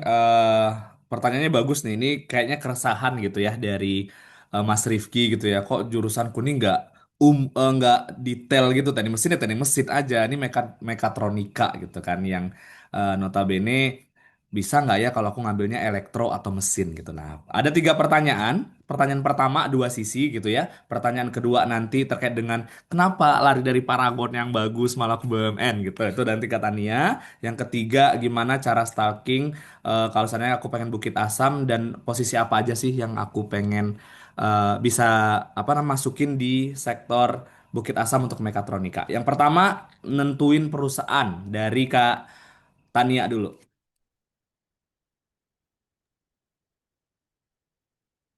Untuk jurusan ya, Bang Tian ya, sama Mas Rifki ya. Jurusan kita misalnya multidisipliner, tapi kan memang yang dibuka biasanya umum ya, Bang ya. Itu mungkin nanti Bang Tian yang bisa menambahi ya, Bang ya. Tapi menurutku, aku juga pernah ada case seperti itu, Mas. Eh, Misalnya waktu itu ya, tapi aku jurusan teknik industri ya. Lowongannya waktu itu ada teknologi industri, tapi bukan di RBB ya memang. Dan saat itu sih sampai dengan screening, alhamdulillah aku masih kesempatan lolos, asesmen juga lolos gitu. Tapi di tahap akhir aku juga gak lolos tuh bang endingnya bang. Hmm. Pernah juga ada case kayak gitu. Mungkin untuk ya itu dari pengalamanku, mungkin nanti bang Tian yang bisa lebih menyempurnakan. Kemudian pertanyaan ada pertanyaan itu lagi ya bang ya, Dua, langsung selanjutnya ya. kenapa apa alasan utamanya milih BUMN? Padahal kan Paragon juga sektor yang luar biasa swastanya gitu. Iya betul. Hmm, pertanyaannya cukup sulit. Kenapa? Sebenarnya aku suka banget Kak di Paragon. Orang-orangnya mayoritas Gen Z, jadi aku connect sekali. Lingkungannya hidup, culture-nya sangat menyatu. Terasa terasanya itu kita bekerja dengan semua orang yang kepribadiannya sama kayak kita. Itu feel yang aku rasakan di Paragon. Tapi kenapa aku pengen ke BUMN itu karena adalah cita-citaku sih Bang. Mm-mm. Kak, Mas, adalah merupakan salah satu cita-citaku dari awal aku lulus kuliah ya S1, aku selalu coba untuk tembus ke BUMN gitu. Karena mungkin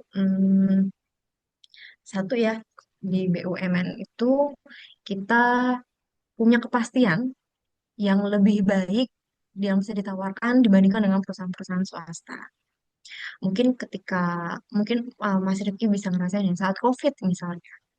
Swasta-swasta itu nggak harus aku sebutkan perusahaannya, tapi banyak case yang layoff dan itu tidak tidak minim sekali ya terjadi di BUMN. Jadi kepastian itu yang sangat aku kejar gitu. Jadi kita kan pengen ya kerja di sebuah perusahaan yang selalu sustain, yang usia perusahaannya tidak hanya sampai 30 tahun, tapi kalau bisa seumuran dengan Indonesia gitu. Nah, Tujuan kita semuanya, aku yakin teman-teman semuanya di sini yang udah di swasta pasti pengen kalau ada BUMN pasti pengen cobain gitu ya. Dan itu merupakan salah satu motivasiku karena aku pengen punya kepastian itu. Itu sih Bang yang ah, aku rasain. Yang kalau boleh aku sharing. mantap. Kemudian Udah? sudah itu Bang. Jadi gitu ya Kak Rifki ya. Jadi kalau ditanya tentang perusahaan dan latar belakang, Bang Ten pengen menambah sedikit. Memang ada sedikit keraguan dan keresahan di hati kita semua. Aku mekatronika gitu ya. Mekanik iya, elektro iya. Tetapi ada beberapa catatan di BUMN itu yang dia tidak sekuat dengan kalau kita CPNS. Kalau CPNS kan dia jurusannya tuh harus itu ya itu gitu ya. Tetapi kalau di BUMN RBB itu kita masih tetap mengambil Mas. Misal nih, kamu mau mengambil di PLN, Mekatronika, meskipun di situ hanya ada elektro dan juga apa namanya mesin gitu ya. Nah, selama kamu masih bisa mengupload dan mendaftar itu dan kamu lulus tahap pertama dan tahap kedua gitu ya, itu tinggal bagaimana cara kamu lagi mengolah skill kamu interview gitu ya. Kalau memang nanti di interview, kalau misalnya kamu lulus nih di Bukit Asam, kamu mekatronika tapi bagiannya bagian elektro ya, kamu yang akan tekankan pengalaman kamu di elektronya ditambahkan dengan sisi valuable dari mesinnya. Jadi seperti itu ya. Selama masih bisa daftar di fighting aja terus sama Kak Huda gitu. Nah, sekarang kita coba lihat dari Mas Huda nih, bagaimana nentuin perusahaan latar belakang itu seperti apa gitu. Ya, Baik, pertanyaan terima kasih. Eh, ketiga nanti Mas Rifki dari Mas Huda karena tadi nanyanya kan tentang Bukit Asam kan. Ini akan dijawab sama Mas Huda. Oke. Oke, mungkin nanti langsung berkaitan aja, Bang Tian. Jadi bagaimana memilih perusahaannya? Seperti yang saya katakan tadi, di seminggu pertama itu ada kesempatan lah untuk survei perusahaannya. Jadi untuk case di Bukit Asam itu sebenarnya juga ada yang umum, ada yang spesifik. Dan salah dua dari teman saya itu hanya geologi sebenarnya. Tapi untuk posisi di mining itu ada namanya geologi pertambangan. Mereka daftar tuh di situ dan ternyata diterima. Jadi selama masih diterima dan secara job desk sesuai dengan apa yang Bang Rifki inginkan, itu daftar aja. Yang kedua, mekatronika, mesin, elektro. Jadi saya kira jadinya generalis ya Bang Tian, bisa semua. Tapi Bang Rifki itu bisa fokus yang emang keahliannya Bang Rifki aja, karena itu pengaruh pada interview panel nantinya. Di mana waktu saya juga itu full 30 menit itu yang ditanya teknikal begitu. Jadi kalau kita nggak tahu di posisi tersebut dan juga menghubungkan di pengalaman kita sebelumnya, bisa jadi blunder dari kitanya sendiri begitu. Untuk di posisi Bukit Asam sendiri, untuk mesin elektro itu banyak departemennya. Ada yang maintenance, ada optimasi produksi. Dari angkatan saya itu dari 35 orang ada 4 yang di teknik mesin dan juga teknik elektro. Untuk kedepannya apakah buka, ya tunggu aja di RBB. Dan antara ini apakah buka begitu Bang Rifki Hidayat. Oke, jadi begitu ya Mas Rifki ya. Jadi sudah ditekankan sama orang yang memang ada di ranah Bukit Asam, jurusanmu itu banyak posisinya gitu ya. Tapi nanti kalau kamu memang mekatronika dan kamu memang mengambil nantinya posisinya posisi PLN, mesinnya tuh agak nanti dulu. Tapi PLN-nya yang kamu tekankan, elektronya yang kamu tekankan. Tapi kalau kamu memang nanti mengambil posisinya mesin, mesinnya kamu tekankan, elektronya dampingi. Jadi teknik menjawab strategi user itu yang seperti itu gitu teman-teman semuanya ya. Jadi nanti boleh nih nanti diskusi-diskusi, makanya di follow Instagram kedua orang ini teman-teman semuanya ya. Nanti biar nambah-nambah pertemanan ke depannya. Silahkan ya Bang Tian izinkan. Sekarang kita lanjut dengan sesi kedua. Tiga orang berikutnya ada yang lain, ada yang mau bertanya teman-teman semuanya karena ini kebetulan pertanyaannya tadi sudah terjawab ya. Oke. Oke, yang pertama, oke, boleh di-invite Kak Risanda sebentar ya. Admin dilepaskan sematan dulu, teman-teman semuanya. Oke, sebentar ya, aku ambil dulu. Kak Risanda boleh open cam-nya? Ya, aku juga bantu deh. Oke, Ada gangguan soalnya apa oke. ada masalah soalnya nggak bisa open cam. Oh, Oh, oke. akan Jadi silakan. nggak bisa di-spin ya, Bang? Oke, nggak bisa. Ya, Hmm. Boleh silakan pertanyaannya untuk yang kedua nanti Kak Judita Nainggolan ya. Silakan. baik. Izin nanya. Jadi saya ada banyak sebenarnya Pak, 3 pertanyaan ini. Hmm. Yang pertama kan dulu kan saya pernah daftar di BUMN di Perkebunan Nusantara, tapi kan gagal di seleksi administrasi. Padahal kayak persyaratannya lengkap kecuali yang SKCK karena kalau nggak salah itu SKCK-nya itu nggak diperlukan. Hmm. Kira-kira oh, apakah ada kriteria eh, lolos tidaknya di tahap administrasi? Oke. Kalau misal persyaratannya sudah terpenuhi, persyaratan sudah terpenuhi semua, lalu kayak biodatanya sudah terisi semua gitu. Lalu Hmm. yang kedua untuk tes MCU mandiri itu biasanya apakah dilakukan sebaiknya dilakukan di setelah atau sebelum tes tes MCU yang diselenggarakan. Ya. Soalnya kan dulu pas CMNS saya kebetulan juga gagal di MCU Hmm. karena di BUMN ada juga tesnya kayak gini, maksudnya kayak jaga-jaga aja gitu loh, mau semisal uh, maksudnya jaga-jaga ke depannya. Kalau dan juga untuk biayanya itu apa sekitar berapa Oke. untuk MCU mandirnya ini. Lalu yang terakhir Hmm. ini di BUMN ini kan ada banyak instansi gitu ada banyak instansi. Saya yang bingungnya gini untuk BUMN ini kan saya mau ngunci instansi instansi yang ingin saya masuki itu sebenarnya bingung. Mm-mm. Maksudnya sesuai dengan jurusan saya jurusan ilmu hukum ini loh. Mm-mm. Saya agar apa bingung sendiri gitu caranya biar mantap kayak memantapkan diri untuk eh, ke instansi yang diinginkan itu bagaimana? Sudah Udah. sekiranya Nah, segitu. Terima kasih. ternotis ya. Oke, sip. Mas Huda, silakan dijawab. Pernah dengar nggak isu kenapa sih di administrasinya nggak lulus padahal dia sudah apa namanya, udah mencoba memenuhi apa kriterianya? Pernah dengar? Mas dari Mas Huda, mungkin bisa sharing-sharing dari katanya juga boleh.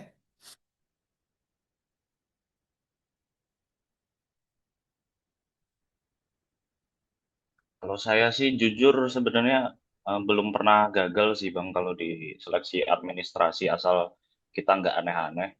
Data yang kita upload juga yang terbaru. Terus untuk jaga-jaga aja yang opsional itu kita lengkapi aja sih sebenarnya. Karena juga itu FHCI-nya yang seleksi ya. Jadi untuk awal-awal sebenarnya saya juga kurang paham tuh. Yap, nggak apa-apa. Bang Tian mungkin bisa menjelaskan. Dari katanya ada mau dibilang kenapa sih administrasinya gagal gitu? Oh ya, terima kasih Pak pertanyaannya. Hmm, Coba mungkin ini Pak, di persyaratannya apakah mempersyaratkan usia ya?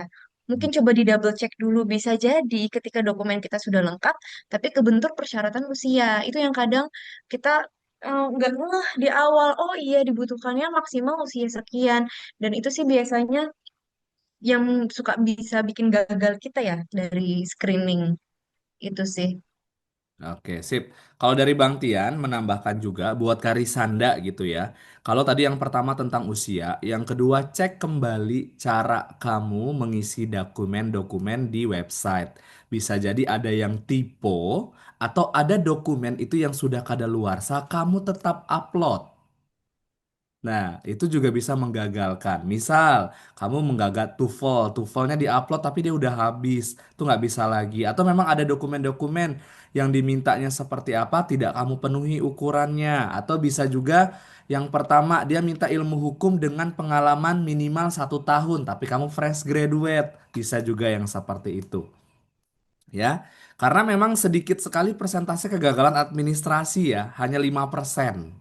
Pada 3-5% aja untuk kegagalan informasi Karisanda ya. Jadi besok lebih hati-hati lagi. Siapa tahu kamu lihat dulu jurusannya itu untuk apa, dokumen-dokumennya udah seperti apa dan lihat lagi itu tipe atau tidak gitu ya. Jadi itu bisa.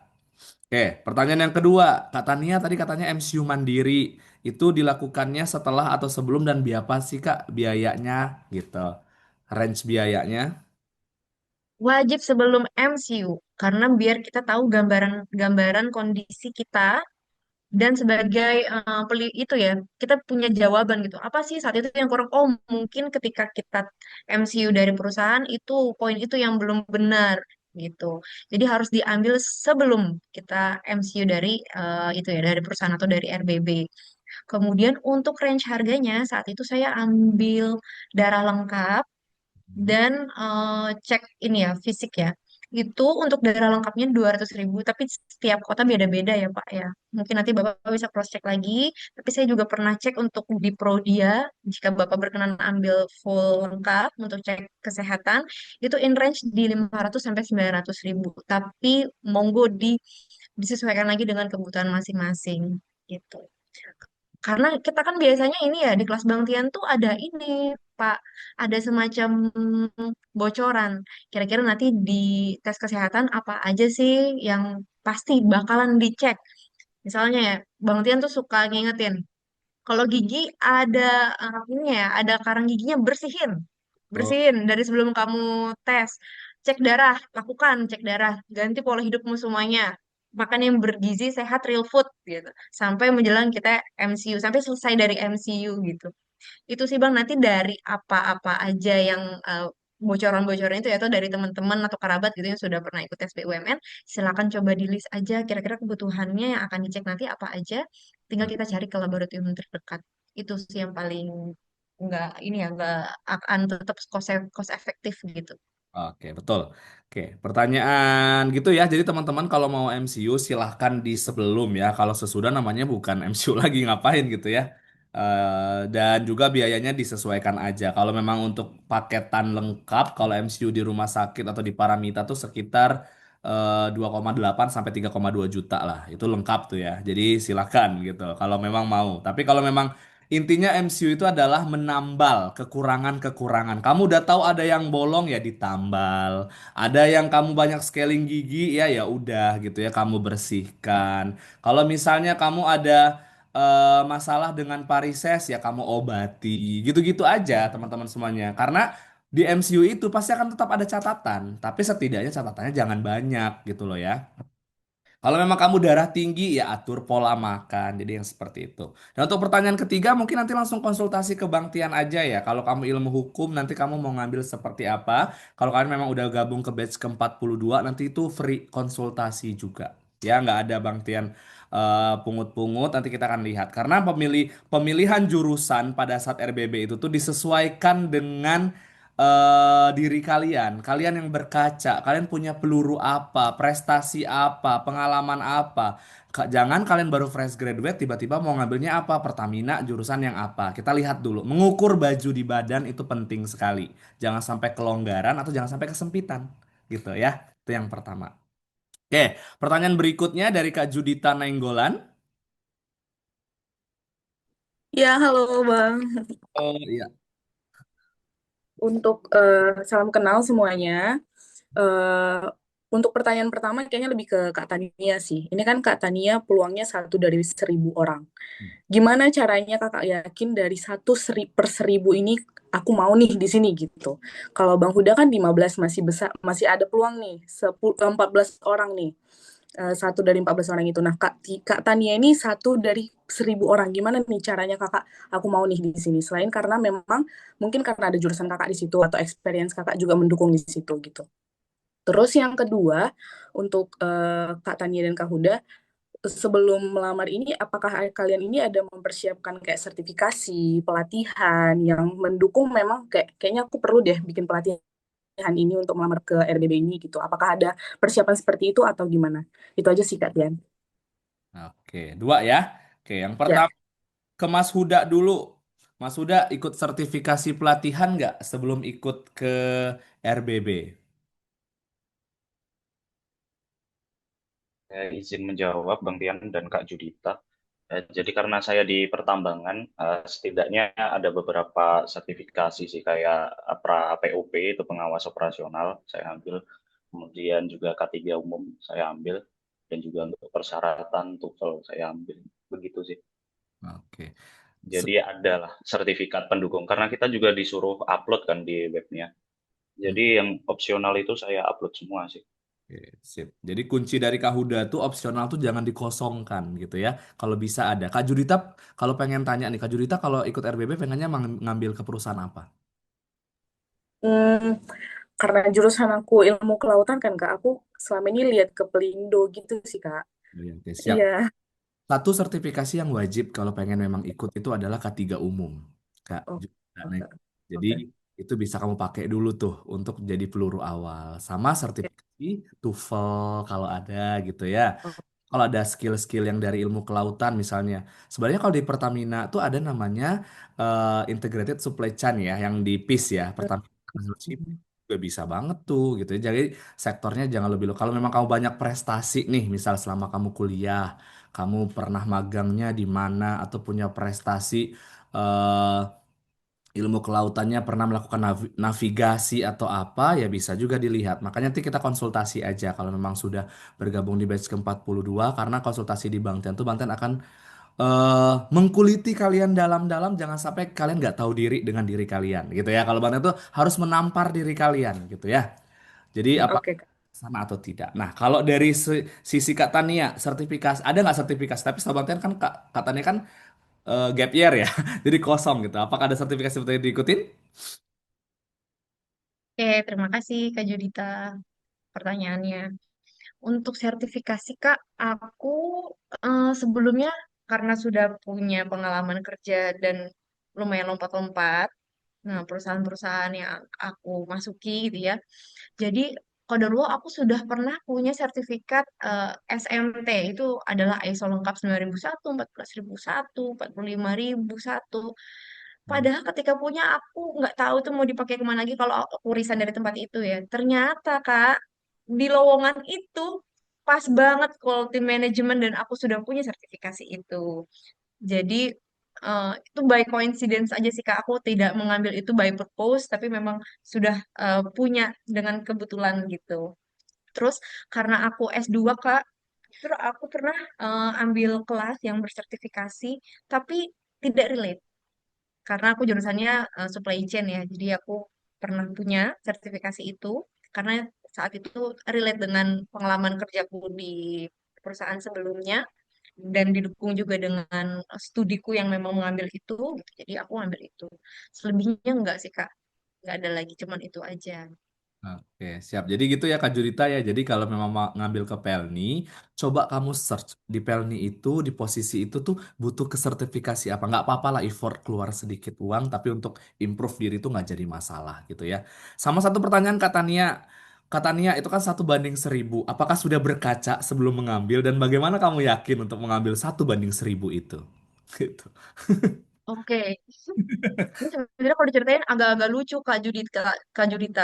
Hmm. Tapi nggak Gimana? apa-apa ya, aku sharing sedikit ya. Jadi Kak, usiaku itu ketika RBB 2025, aku sudah 2025, 29 tahun Kak. Jadi aku udah otomatis cross nih kalau ngambil BPS lagi udah mungkin udah nggak bisa nih karena usia aku sudah mepet ke 30 tahun. Sepakat aku tidak ngambil BPS karena aku juga merasanya kalau BPS itu nanti aku akan ngulang lagi dari awal. Ngulang lagi dari awal dalam artian aku dianggapnya newbie lagi. Karena kan memang BPS itu diperuntukkan untuk fresh grade ya atau dengan masa usia kerja 2 tahun gitu. Nah, satu aku kepikirannya udah boros usia banget gue kalau ngambil BPS, enggak. Jadi jangan BPS. Terus yang kedua Kak, aku tuh suka mirroring. Kalau aku kan udah nyobain RBB BUMN ini sejak 2018 Kak. Aku selalu mirroring. Orang-orang BPS ini peringkatnya aja gile, tinggi-tinggi banget Kak. Serius, setinggi-tinggi itu. Kayak misalnya nilaiku tuh ya, nilai akhir katakanlah ya 89. Aku mungkin bisa peringkat 1 ya karena lolos gitu ya. Alhamdulillah qadarullah. Tapi 89 di rankingnya BPS itu bisa jadi 80 mungkin atau 90 mungkin. Jadi saingannya di BPS itu sangat ketat dibandingkan dengan yang experience air. Itu yang alhamdulillah aku sudah punya sense itu dulu gitu ya. Terus em, kenapa aku pede 1/1000? Apa sih kuncinya aku bisa berani ke sana? Satu Kak, selain jurusan, terus pengalamanku memang agak-agak relate ke sana, nggak 100% sama, tapi beririsan antara pengalamanku sebelumnya dengan saat ini, dengan jobku saat ini gitu. Itu ada irisannya pertama. Aku dapat sense itu dulu. Terus karena aku tuh udah 6 kali Kak coba gagal terus kan. Aku ngerasanya kayak udahlah nothing tulus nih. Ini gambling aja, aku cobain aja, semoga jalannya. Toh sebelum di 2025 ini kan aku sambil sambil kuliah ya. Kuliah di mana muaranya aku pengen banget balik kerja lagi. Setahun tuh Bang Tian, teman-teman semua, setahun aku cari kerja. Susah banget. Gak dapet-dapet panggilan kerja sama sekali. Setahun. Hmm. Jadi kebayang dari 2024 sampai 2025 aku sibuk cari kerja sambil kuliah, nggak ada panggilan sama sekali dan aku ngerasa banget mungkin teman-teman nanti aku minta feedbacknya juga ya, beneran nggak sih kalian ngerasa kalau cari kerja di after COVID ini agak lebih susah dibandingkan before COVID? Karena pernah cari kerja di 2018 dan itu banyak banget yang langsung masukin aku ke wawancara gitu ya, serame itu sebanyak itu, tapi after COVID ini agak susah mencari kerja. Jadi saingan kita itu lebih bener-bener kuat-kuatan banget gitu. Jadi aku ngerasanya yaudah aku nekat aja. Kalau aku nggak berani maju sekarang, aku nggak tahu lagi kapan aku bisa punya kesempatan ini karena usiaku juga ada bentrok. Aku juga change job, change role kerja aku di usiaku yang 30 gitu. Jadi ya sudah aku nekatkan saja. Ini aku ngerasa pede nih. Gue lah, pasti gue nih yang paling, gue pasti yang paling kandidat paling pinter gitu. Nggak tahu pede aja dulu, nggak apa-apa. Kita punya firasat itu kalau kita pasti bisa, kita pasti yang jadi terpilih gitu ya 1/1000 itu karena aku selalu suka ini Kak, kita tuh harus punya mental pejuang. Betul. Mental pejuang itu kita nggak perlu lihat yang lain-lain, biarin. Saingan-saingan kita 1000 tuh cuman angka. Kita fokus aja sama diri kita sendiri. Oh, tetap. Mulai bertatih-tatih dengan usaha-usaha kita di mana kita tahu goalnya tuh di situ. Kalau misalnya kita belum sampai goal, mungkin Allah punya jalan lain untuk kita. Selalu anggapnya kayak gitu aja, Kak. Hmm. Karena kalau misalnya kakak selalu mikirin yang lain, Kak, Hmm. kakak akan ada di titik di mana kita nggak berani ngapa-ngapain. Aku tuh pernah tuh, Bang, ada di titik itu. Aku nggak berani. Udahlah, aku di sini aja. Aku juga kampusku tuh nggak bagus-bagus amat. Aku di sini aja. Ini udah paling paten lah di sini lah. Nggak mau pindah-pindah lagi gitu.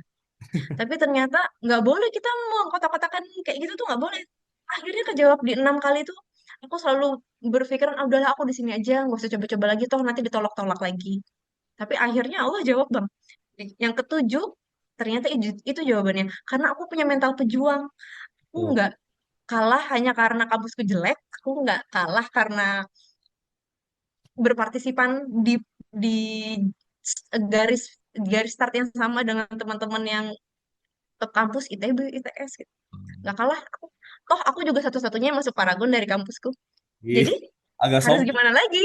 Home yang hakiki yang diterima ya kayak Kak Tania ya teman-teman semuanya. Jadi Kak Judi tak bener. Kalau Kak Tania itu dia 6 kali gagal, aku 7 kali loh. Berarti yang ke-8 baru masuk gitu ya. Dan kamu tahu dulu pada saat ceritaku di tempatku itu cuman posisinya satu dan 5 orang itu ada yang lulusan Australia satu, UGM satu, ITB satu. Ya kenapa lu mau ngapain? Gue pinter, gue hebat gitu. Jadi terkadang sombong itu boleh kalau kita ke diri kita sendiri gitu loh. Tapi kita nggak usah keluarin. Dan satu yang tadi Bang Ten tekankan tuh nothing tulus gitu ya. Kalau memang udah milih satu ya udah jangan fokus ke 1000-nya tapi fokus ke diri sendiri. Dan nanti juga ada strategi gitu ya. Kalau memang Kak Judita sudah mengukur di badan gitu ya, udah berkaca gitu ya. Kayaknya aku nggak bisa deh ngambil kayak Katania gitu ya. Karena Katania udah hebat banget.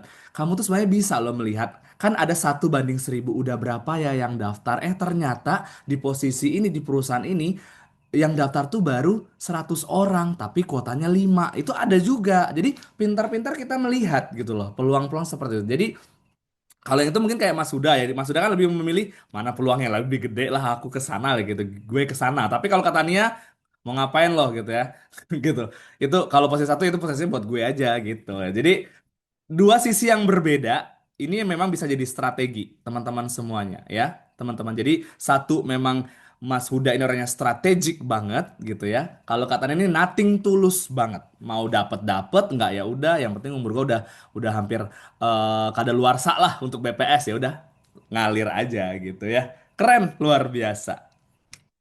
Apakah BUMN memandang universitas? Pertanyaannya, Kak Tania bukan dari universitas ternama kakak, tetapi dia terus mengimprove dirinya. Jadi tamparan buat kalian yang banyak congornya bilang kalau universitas swasta nggak bisa atau apa, kalian yang belum maksimal. Bukan salah universitasnya gitu ya. Oke, kita lanjut teman-teman semuanya. Kak Devita Kusuma, silahkan. Makasih ya Kak Judita ya. Thank you Kak. Sukses terus. Oke. Halo Bang Tian, Halo, selamat malam.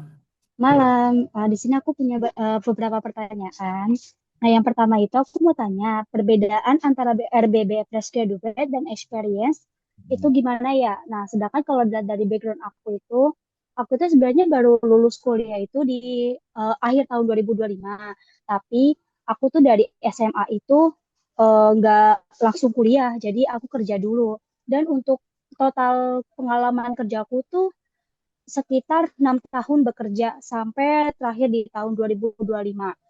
Nah, lebih baiknya itu aku ngambil di RBB Fresh Graduate atau di RBB Experience. Tapi kalau ngambil LBB Experience itu apakah harus linear dengan jurusan dan pengalaman yang ingin aku daftarkan? Nah, terus untuk yang kedua mengenai background check. Nah, tadi sempat disinggung mengenai background check itu apa aja sih yang bakal dicek? Apakah media sosial atau dari kontak referensi di tempat bekerja sebelumnya? Karena ada satu perusahaan aku pertama yang saat bekerja itu kontak atasan aku itu sudah tidak aktif. Apakah bisa dilewati atau memang wajib dicantumkan atau bisa jadi saat nanti mendaftar pengalaman kerja itu tidak diikut sertakan. Nah, untuk yang ketiga, cara memilih perusahaan saat pendaftaran RBB itu bagaimana agar kita bisa punya peluang lolos yang tinggi sesuai dengan value yang kita miliki. Karena setelah melihat perusahaan-perusahaan yang lain, setelah melihat pengalaman dari Kahudak, dari Katania itu seperti banyak sekali goncangan dan berkaca dengan diri sendiri, apakah aku punya value yang sama seperti mereka agar bisa lolos gitu. Terima kasih banyak waktunya. Oke, siap. Pertanyaan yang pertama ya, mungkin untuk kedua dulu ya, untuk ke Tania dulu ya, perbedaan fresh graduate dan experience itu seperti apa? Dan Mas Huda kan experience juga ya? Fresh grade, Bang. Jadi dua inilah, silakan. Mas Huda fresh graduate itu seperti apa? Katanya experience itu seperti apa? Boleh dari fresh graduate dulu, Mas Huda. Oke, Bang Tian. Terima kasih pertanyaannya Mbak Devita. Jadi sebenarnya tuh saingan kita tuh walaupun lowongannya fresh grade itu nggak beneran fresh grade sebenarnya yang di dalamnya. Bahkan di angkatan saya itu yang fresh grade cuma 2 orang, dari hukum dan juga dari elektro. Itu tentu mereka punya teknik tersendiri. Untuk saya sendiri itu sebenarnya udah kerja 1,5 tahunan di pekerjaan sebelumnya, di pengawas tambang juga. Sebenarnya kalau di segi pengalaman juga nggak relate di pekerjaan yang sekarang karena berbeda begitu. Yang dulu saya pengawas, sekarang menjadi engineer, yang dimana itu pertimbangan saya juga kan. Cita-cita saya menjadi geotech engineer begitu. Jadi, tapi pengalaman kita sebelumnya, apalagi Mbak Devita punya 6 tahun pengalaman, apalagi juga relate, masuk aja nggak apa-apa sih sebenarnya kalau PD di fresh grade ataupun di experience. Lihat aja lah di deskripsi job desk-nya itu mana yang paling relate dengan Mbak Devita begitu. Itu berkaitan juga nanti apakah fit Mbak Devita sesuai value perusahaan tersebut begitu. Karena di Bukit Asam itu juga bahkan lowongan fresh grade ada yang daftar di umur 29 tahun, yang dimana pengalamannya udah lebih dari 5 tahun. Diterima? Iya, diterima di posisi dia.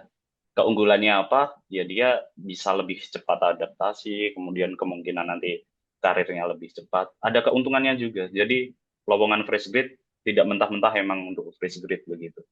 Jadi untuk yang fresh grade juga harus berjuang begitu, Kak Dian.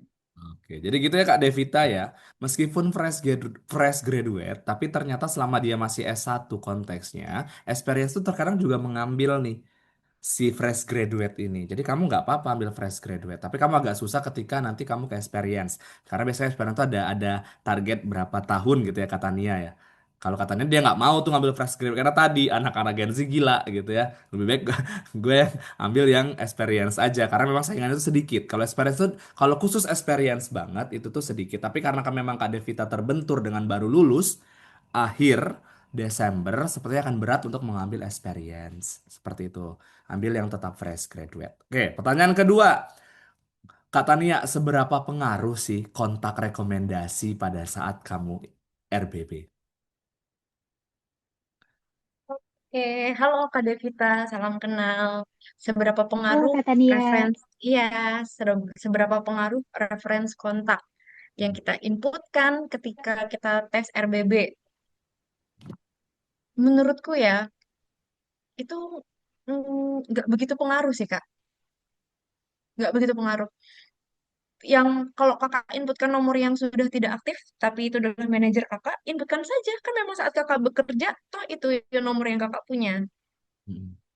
Tapi jujur Kak, aku 6 kali ikut RBB BUMN itu nggak ngaruh. Yang penting banget adalah dokumen yang kita submit, eh, pengalaman diri yang kita punya, bagaimana caranya kita impersonate diri, karena ada deskripsi diri, kekurangan, kelemahan, itu yang harus diperbaiki.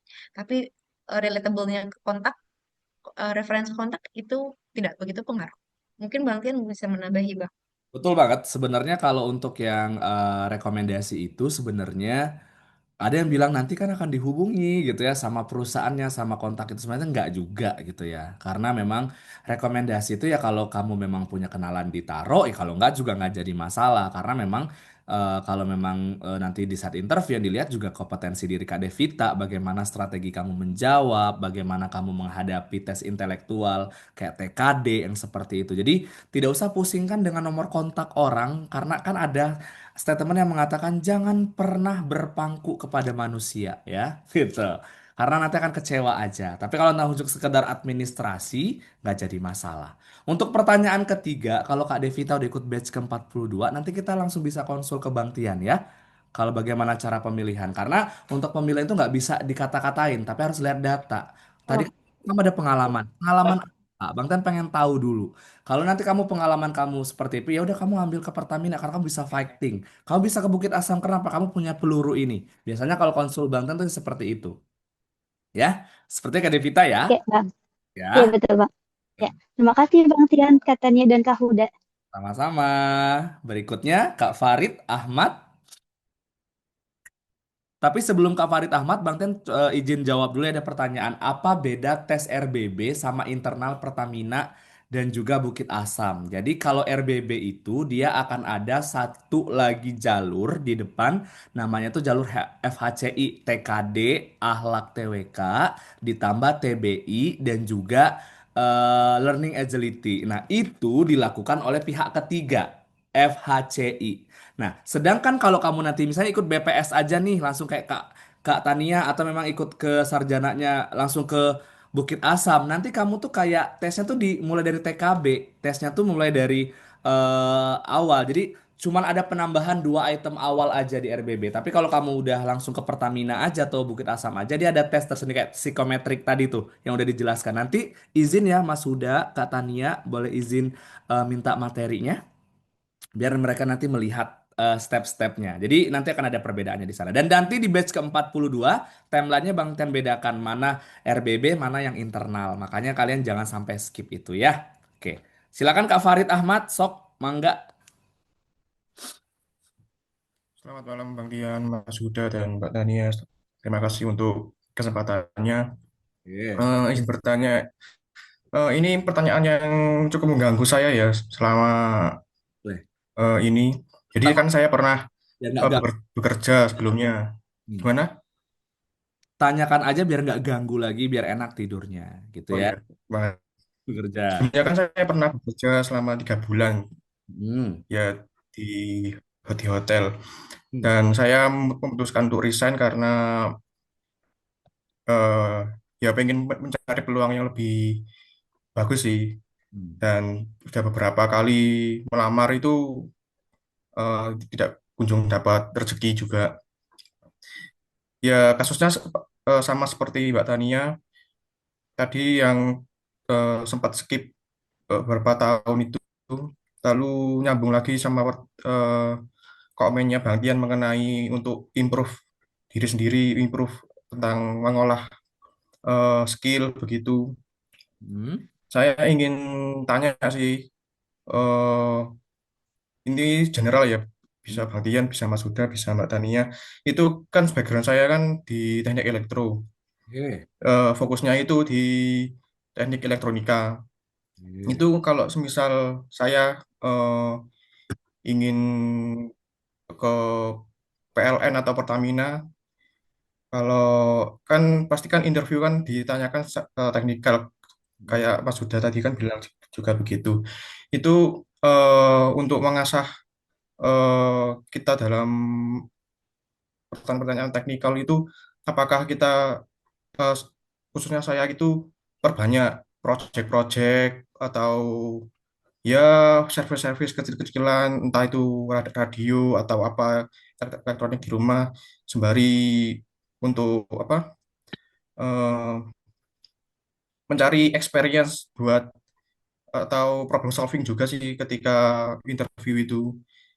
Atau bagaimana ya, Mbak Tania, ketika belajar itu untuk eh, improve dirinya sendiri itu terlepas dari belajar soal-soal itu bagaimana untuk mengatasinya? Atau pernah belajar untuk biar tidak lupa skill yang pernah didapat itu seperti apa? Oke. Di Mas Huda juga kan orang teknik juga bagaimana ya sarannya ya? Terima kasih. Ya. Sebelumnya di hotel kerjanya sebagai apa? Di bagian teknisi MEP sih, jadi maintenance maintenance di kamar-kamar hotel begitu, baik di AC, di elektriknya begitu sih. Tapi memang masih relate dengan kegiatan elektrikal ya. Ya, Itu bagus sekali itu, masih bisa kuat sekali. Nah, terkadang teman-teman sebelum Kak Huda dan Tania gitu ya, Kak Tania menjawab gitu ya. Terkadang sepakat nggak sih Kak Tania, kalau anak-anak dan Mas Huda juga ya, kalau mereka ini anak-anak anak Gen Z atau anak-anak yang baru gabung ini, mereka tuh sudah punya peluru tapi nggak pandai untuk mengolah bagaimana pemilihan benang merah dan rima-rima kata, bagaimana pengalaman mereka tuh bisa jadi bervalue gitu kan? Betul nggak sih? Setuju nggak sih? Nah, jadi Setuju, Bang. Sangat setuju. ya, karena kayak Mas Farid di hotel, jangan lihat hotelnya gitu loh. Kalau pengalaman kerja harus disandingkan dengan industri yang nggak akan pernah masuk. Tetapi yang disandingkan tuh apa yang kamu lakukan di sana, tarik benang merahnya ke perusahaan yang kamu lamar. Kayak gitu, kayak Mas Farid ya. Nah, sekarang kita coba lihat dari sisinya Mas Huda. Mas Huda, dia udah bekerja 3 bulan, pengen resign gitu ya. Dia teknik elektronika dan pengen daftar nanti bisa di PLN Elektro. Kira-kira apa sih yang harus ditingkatkan kayak skill? Apakah dia harus project atau dia buka perbaikan service atau seperti apa gitu. Biar dia bisa punya value untuk ke PLN gitu. Aku dulu ini, Bang. Ya. Oke, makasih Mas Farid. Sebelumnya fresh grade atau experience Mas Farid ini? Berarti fresh grade ya? fresh grade Pak. Ya sempat Oke, nganggur sih Pak, berarti nanti. nganggur. Iya, sampai sekarang nganggur sih. Kan terakhir bekerja itu Mei 2025, sampai sekarang nyari-nyari belum dapat sih. Mm-mm. Udah berapa ratus kali atau ribu kali gagal? Kalau itu nggak ngitung sih. Joper sempat saya datangi, nggak kunjung dapat juga. Di tahap apa gagalnya?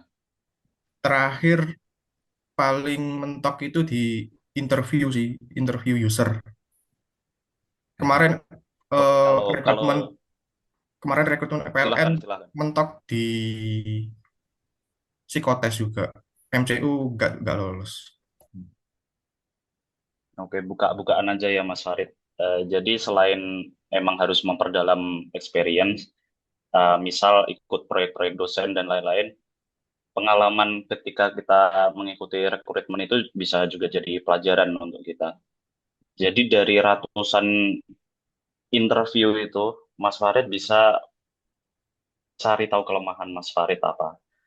Saya itu bahkan linear tidak linear itu di daftar semua. Kayak tadi Paragon, UT, bahkan Astra itu Toyota Astra, Sales, kemudian ODP, BSI, Mandiri.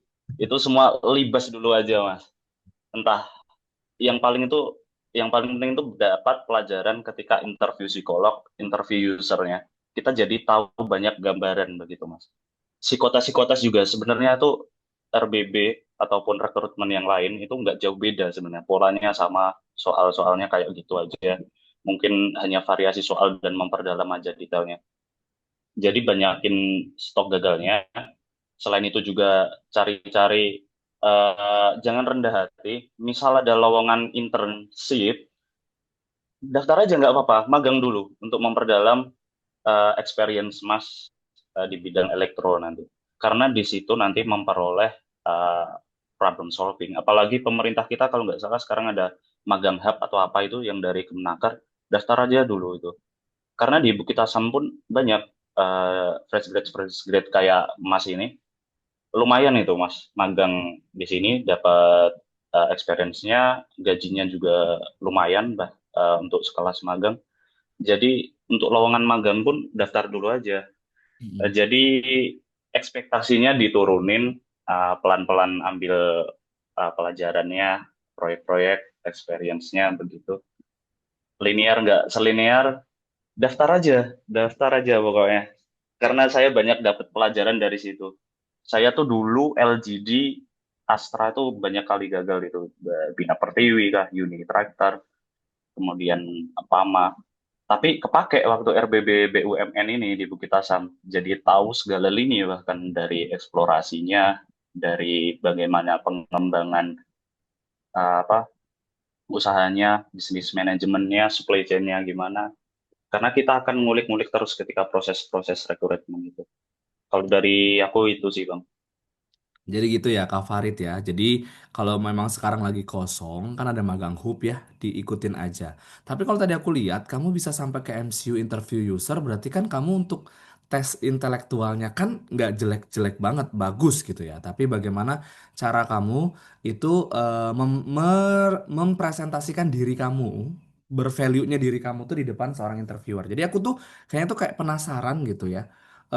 Bagaimana kamu menjawab ketika kamu ditanya eh, memperkenalkan dirimu, deskripsi dirimu gitu. Kira-kira. Tapi nanti boleh lah, nanti kita ya coba Kak Farid kita nanti di sesi berbeda gitu ya, kita akan coaching gitu ya. Apa sih yang sebenarnya kelemahan gitu ya yang Mas Farid katakan kalau dari sisi interview user kenapa gagal, di psikotes kenapa? Karena kamu kan gagalnya kan di psikotes ya, sama di interview yang notabene kan yang awal-awalnya kan sudah selesai dilakukan gitu ya. Kayaknya itu memang ada masalah di sana. Tapi juga bisa nih, sembari kamu sekarang kosong, kalau ada internship diikutin aja dulu jadi nambah-nambah batu loncatan dan portofolio. Kalau dari Kak Tani ada tambahan?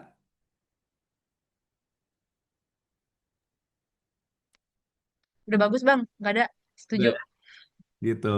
Jadi gitu. Jadi nanti kita coba telaah lagi deh. Aku takutnya ketika nanti kamu pengen apa namanya mendeskripsikan diri kamu, pengalaman kamu yang di hotel tuh nggak kamu maksimalkan. Misal kamu berhasil mereparasi lebih dari 50 problem solving HPAC gitu ya, AC yang dalam sektor eh, perhotelan, bagaimana distribusi dingin di ruangan, dan itu sangat butuh banget di industri gitu loh.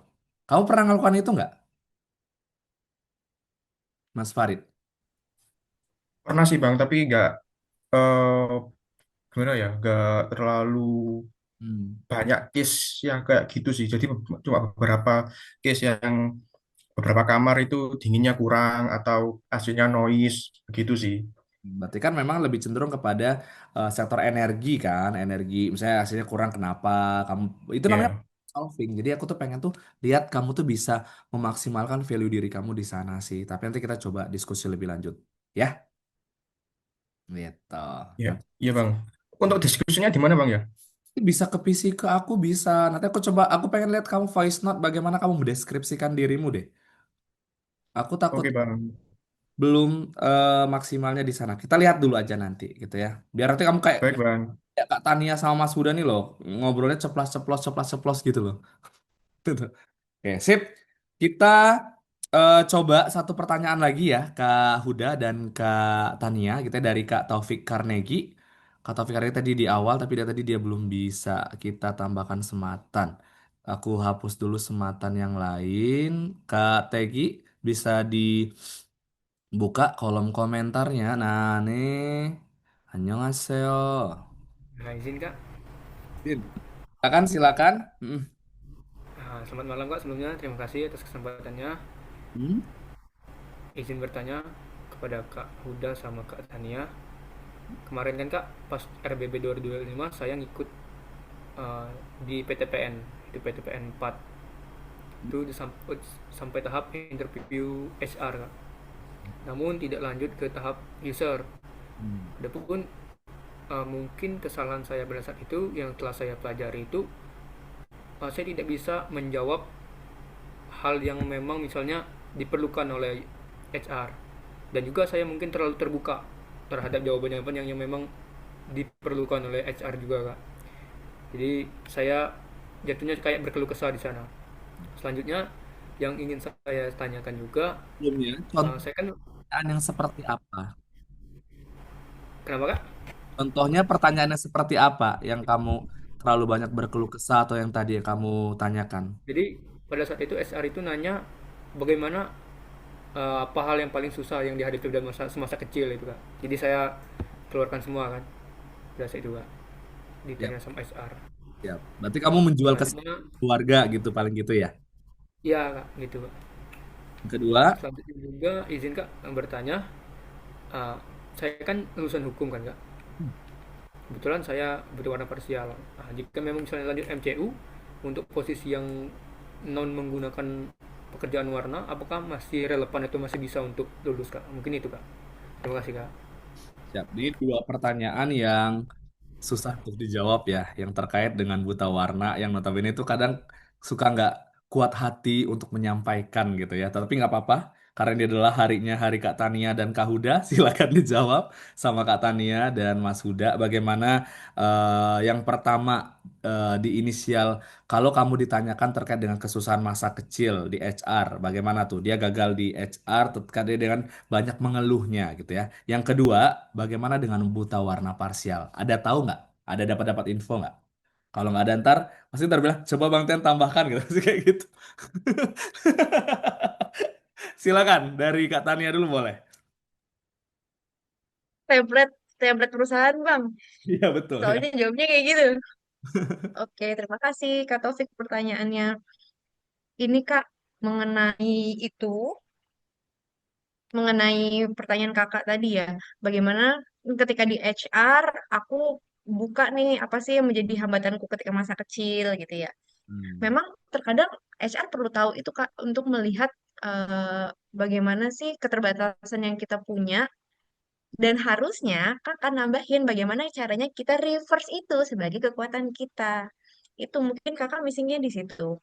Misal, aku kecil, eh, aku kecil terbiasa orang tua aku tidak bisa memfasilitasi aku karena ada keterbatasan biaya atau keterbatasan finansial ya. Misal kalau saya kayak gitu.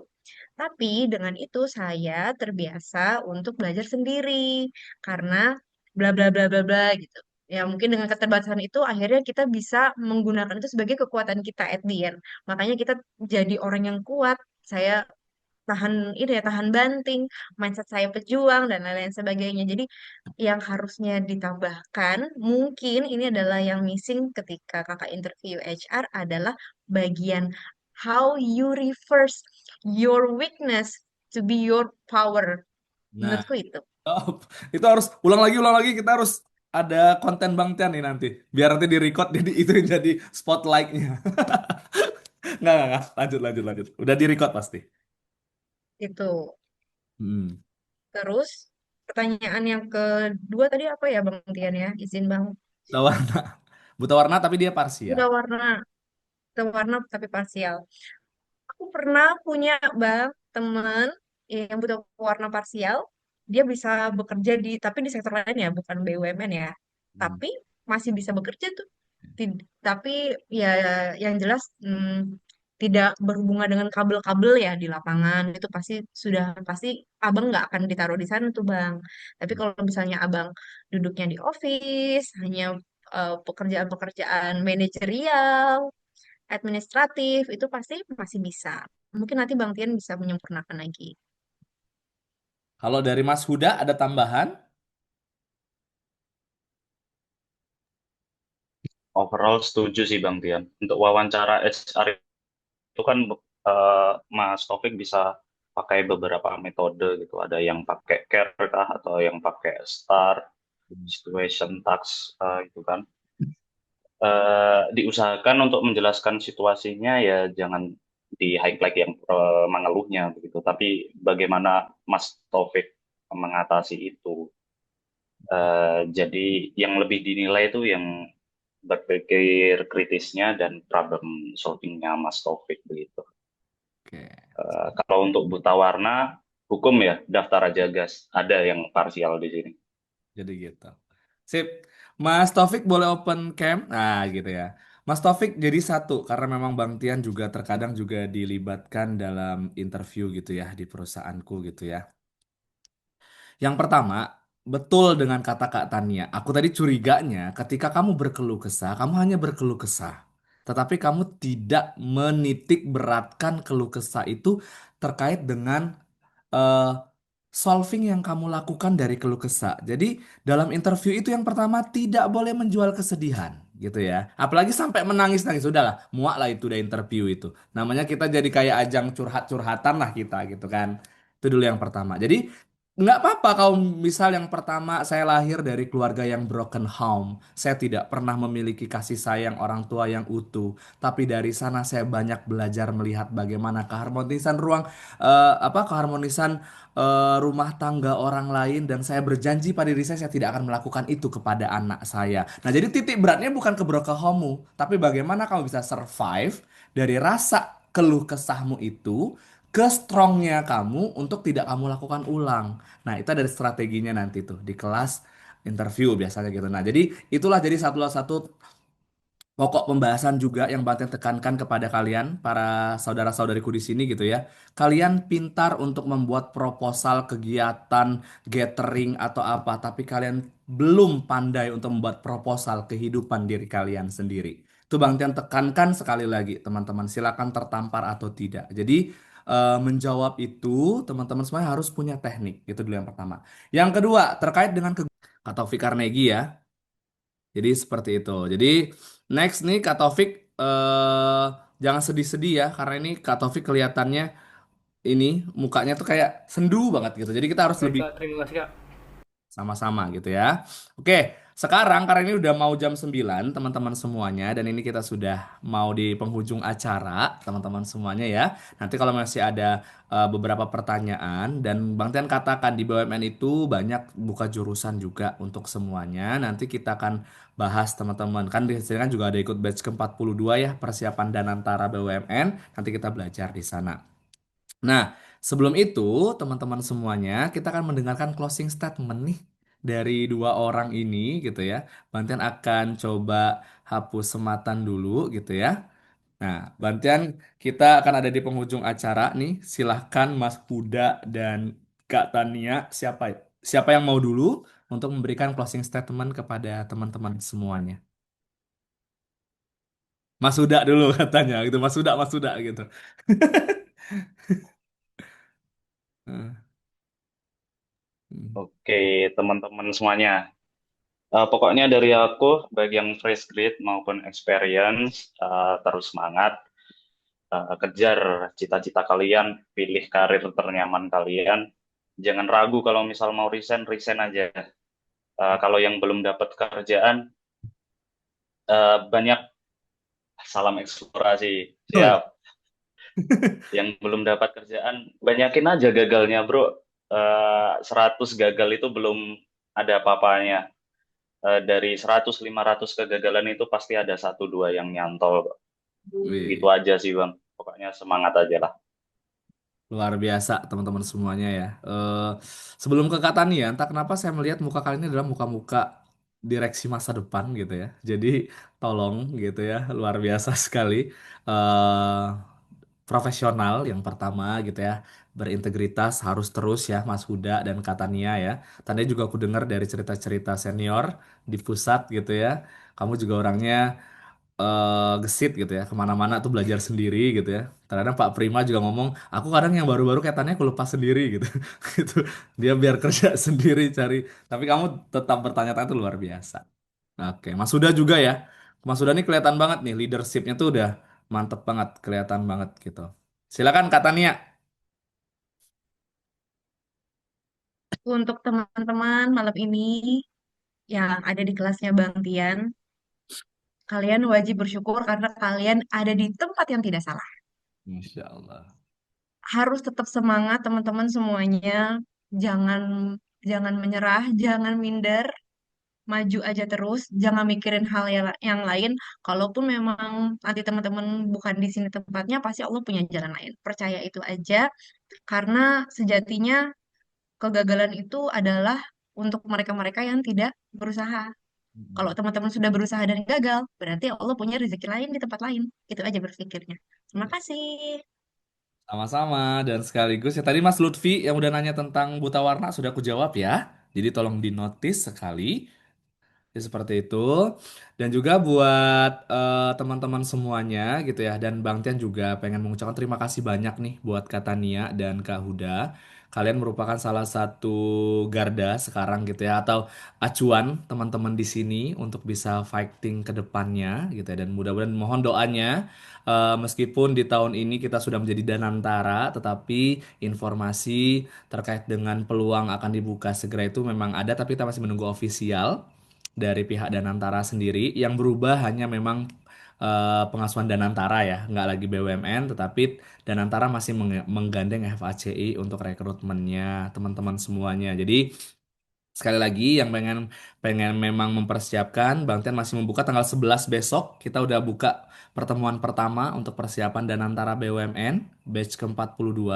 Silakan aja teman-teman semuanya dan semoga sukses selalu buat Kak Huda. Terima kasih banget gitu ya yang Bang Tian chat masih dibalas dengan sangat ramah sekali, apalagi dengan Tania ya, dengan ekspresinya yang selalu ceria gitu ya. Ketika dibalas, oke aku mau Bang gitu lah, itu kayak semangat sekali Bang Tian gitu ya. Dan semoga Tuhan selalu memberkati di mana kalian berada, teman-teman semuanya ya, dan terus menjadi yang terbaik untuk keluarga. Berhasil juga buat Katania untuk anaknya, untuk suaminya, keluarga kecilnya, mudah-mudahan bisa terus berkembang. Kalau Mas Huda udah menikah di Bukit Asam? Belum, jomblo Bang. Ya, cari di Musi Banyu Asin ya. Cari di Muara Enim ya, banyak di situ gitu ya. Atau kalau nanti kalau kamu ke Palembang berkabar gitu. Nanti kita diskusi lah ngopi-ngopi bareng. Kita Beri Manuka lah, Americano lah gitu ya. Nanti gitu. Sip ya. Teman-teman semuanya, terima kasih banyak atas attentionnya. Dan sekali lagi Bang Tian katakan, mereka sudah gagal berkali-kali, tapi dia bangkit beribu-ribu kali. Kalian yang baru gagal sekali, tapi ngeluhnya beribu-ribu kali. Apa kata dunia nanti? Pilihannya satu, miskin selamanya, atau bisa berhasil dan bermanfaat untuk semuanya. Bang Tian tutup sharing kita malam hari ini. Terima kasih banyak. Tapi Bang Tian mohon, boleh izin nggak? Buka lagi dong kolom komentarnya. Bang Tian lagi ada ini. Buka lagi kameranya. Bang Tian foto sekali lagi. Teman-teman semuanya. Nah, gitu ya. Oke. Kak Devita. Mana tadi Kak Junida Simanjuntak tadi? Siapa tadi tuh? Yang di ilmu kelautan. Berarti kenal sama Mbak Emma nggak sih Mas Huda? Dia orang HSSE. Angkatan 23 dia. Iya, itu di kelas Bang Tian juga. Itu luar biasa itu dulu. Oke ya, BAMT 23. iya. Terima kasih Kak Tania dan Kak Huda sama-sama gitu ya. Kita foto yuk. Sekali lagi ini udah banyak yuk. 3, 2, 1, cheese. Wis, wah. Mbak Tania ini Gen Z sekali, luar biasa ya. Sekali lagi, 3, 2, 1. Oke. Makasih banget Bang Tian mewakili dari tim. Mohon maaf apabila ada kesalahan kata dan penyampaian buat Kak Huda dan Kak Tania ya. Semoga kita bisa bertemu nanti. Kalau Bang Tian ke Geraha juga harus ketemu lah sama Tania lah ya. Kita diskusi lah ya. Kamu dong, Bang. Iya, Kalau siap, Bang. ya, ke Mas Huda juga ya. Bang Tian tutup. Bye-bye. Wassalamualaikum warahmatullahi wabarakatuh dan selamat malam semuanya.